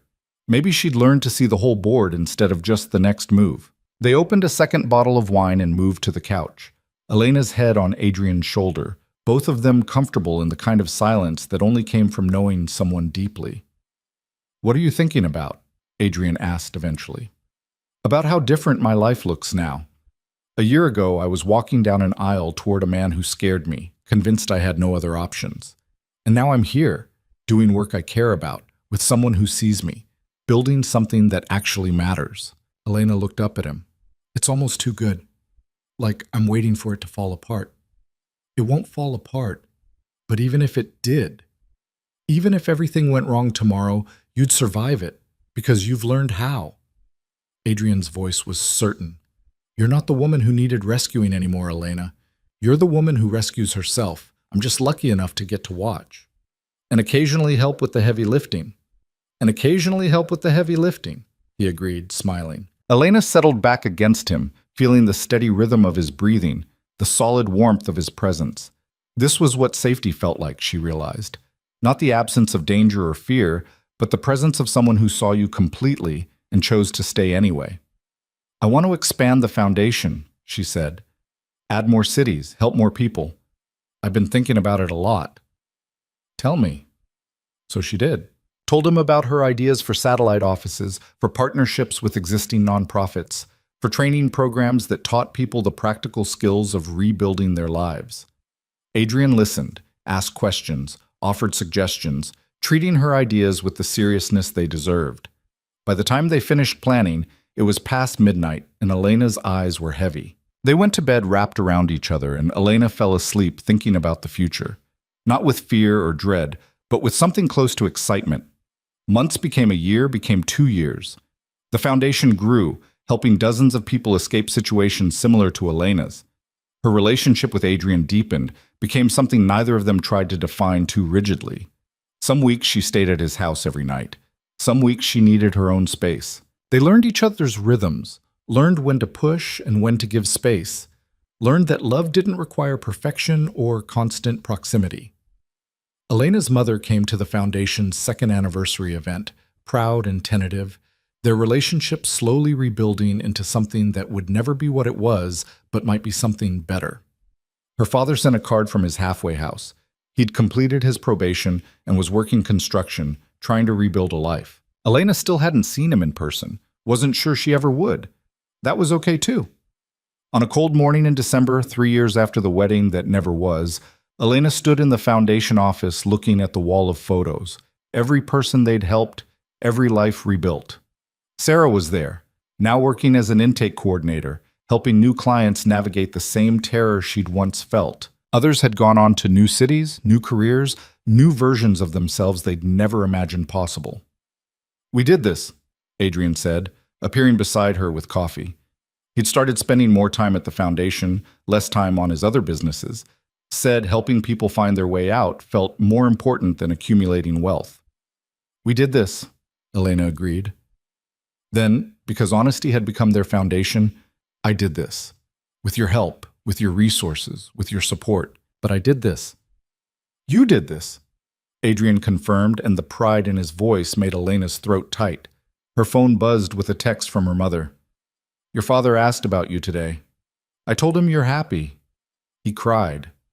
Thought you should know. Elena stared at the message for a long moment, feeling the complicated tangle of emotions that came with any mention of her father. Anger, sadness, old hurt that had scabbed over but never fully healed. And underneath it all, the smallest seed of something that might someday grow into forgiveness. Or might not. She texted back, "Thank you for telling me." That was enough. That was all she had to give right now, and that was okay. That evening, Adrian cooked dinner, actually cooked it, having finally learned after 3 years of Elena's teasing, and they ate on the terrace despite the cold, bundled in blankets, watching the lake turn dark. I have something for you, Elena said, pulling out a small box. It's not my birthday. It's not a birthday present. It's a thank you present.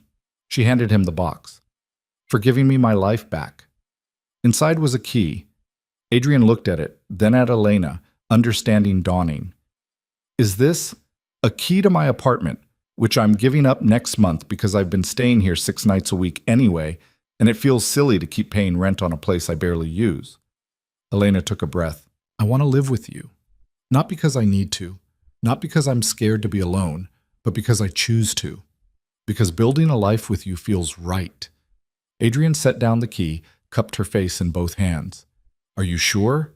Because once you move in, I'm going to be insufferable about knowing where you put things and having opinions about furniture placement. I'm already aware of your control issues. I'm choosing you anyway. Elena smiled. Besides, someone needs to make sure you actually eat vegetables and occasionally take a day off. That's fair? He kissed her, and Elena kissed him back. And somewhere in the distance, the city lights reflected off the water like stars fallen to earth. This was it, Elena thought. This was the life she'd built from the ashes of the one that had almost consumed her. Not perfect, not simple, but honest and chosen and entirely hers. She thought about the woman in the white dress, terrified and trapped, taking a stranger's hand in a moment of desperate courage. She wanted to tell that woman it would be okay, that the choice she was about to make would lead here, to this terrace, this man, this life built from scratch. But that woman wouldn't have believed her. She was too scared, too convinced that safety meant surrender, that love required sacrifice. She'd had to learn the hard way that the opposite was true, that real love required honesty, that real safety came from knowing you could leave and choosing to stay. That sacrifice without choice was just another word for slavery. "What are you thinking about?" Adrian asked, pulling her closer against the cold. "About how far I've come. About the person I used to be and the person I am now." Elena looked up at him. "About how grateful I am that you saw who I could be before I could see it myself. I just saw who you already were. You did all the hard work of becoming her." They stayed outside until the cold drove them in, then built a fire in the library and read together in comfortable silence. Elena's phone buzzed with a notification, another client intake request, another person reaching out for help escaping a life they'd never chosen. She'd respond tomorrow. Tonight was for this, for warmth and quiet. And the man who taught her that choosing yourself wasn't selfish, it was survival. Years later, when people asked Elena about the wedding that never was, about the stranger who'd pulled her from the church, about how she'd built a life from the wreckage of that day, she'd tell them the truth, that salvation rarely looked like you expected it to, that sometimes the scariest choice was the right one, that building a life worth living required burning down the one you'd been told to accept. That love, real love, didn't ask you to be smaller or quieter or more convenient. It asked you to be honest, even when honesty was hard, especially then.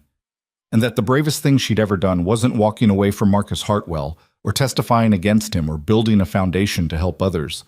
The bravest thing was learning to choose herself, again and again, until choosing herself became as natural as breathing. That was the lesson she'd carry forward. That was the truth she'd built her life on. And standing in the library of a house that had become home, surrounded by books and warmth, and the quiet presence of someone who'd never asked her to be anything except real, Elena knew she'd finally learned what it meant to be free. Not the absence of fear or pain or difficult choices, but the presence of agency. The knowledge that whatever came next, she'd face it as herself, not as someone else's version of who she should be. That was enough. That was everything.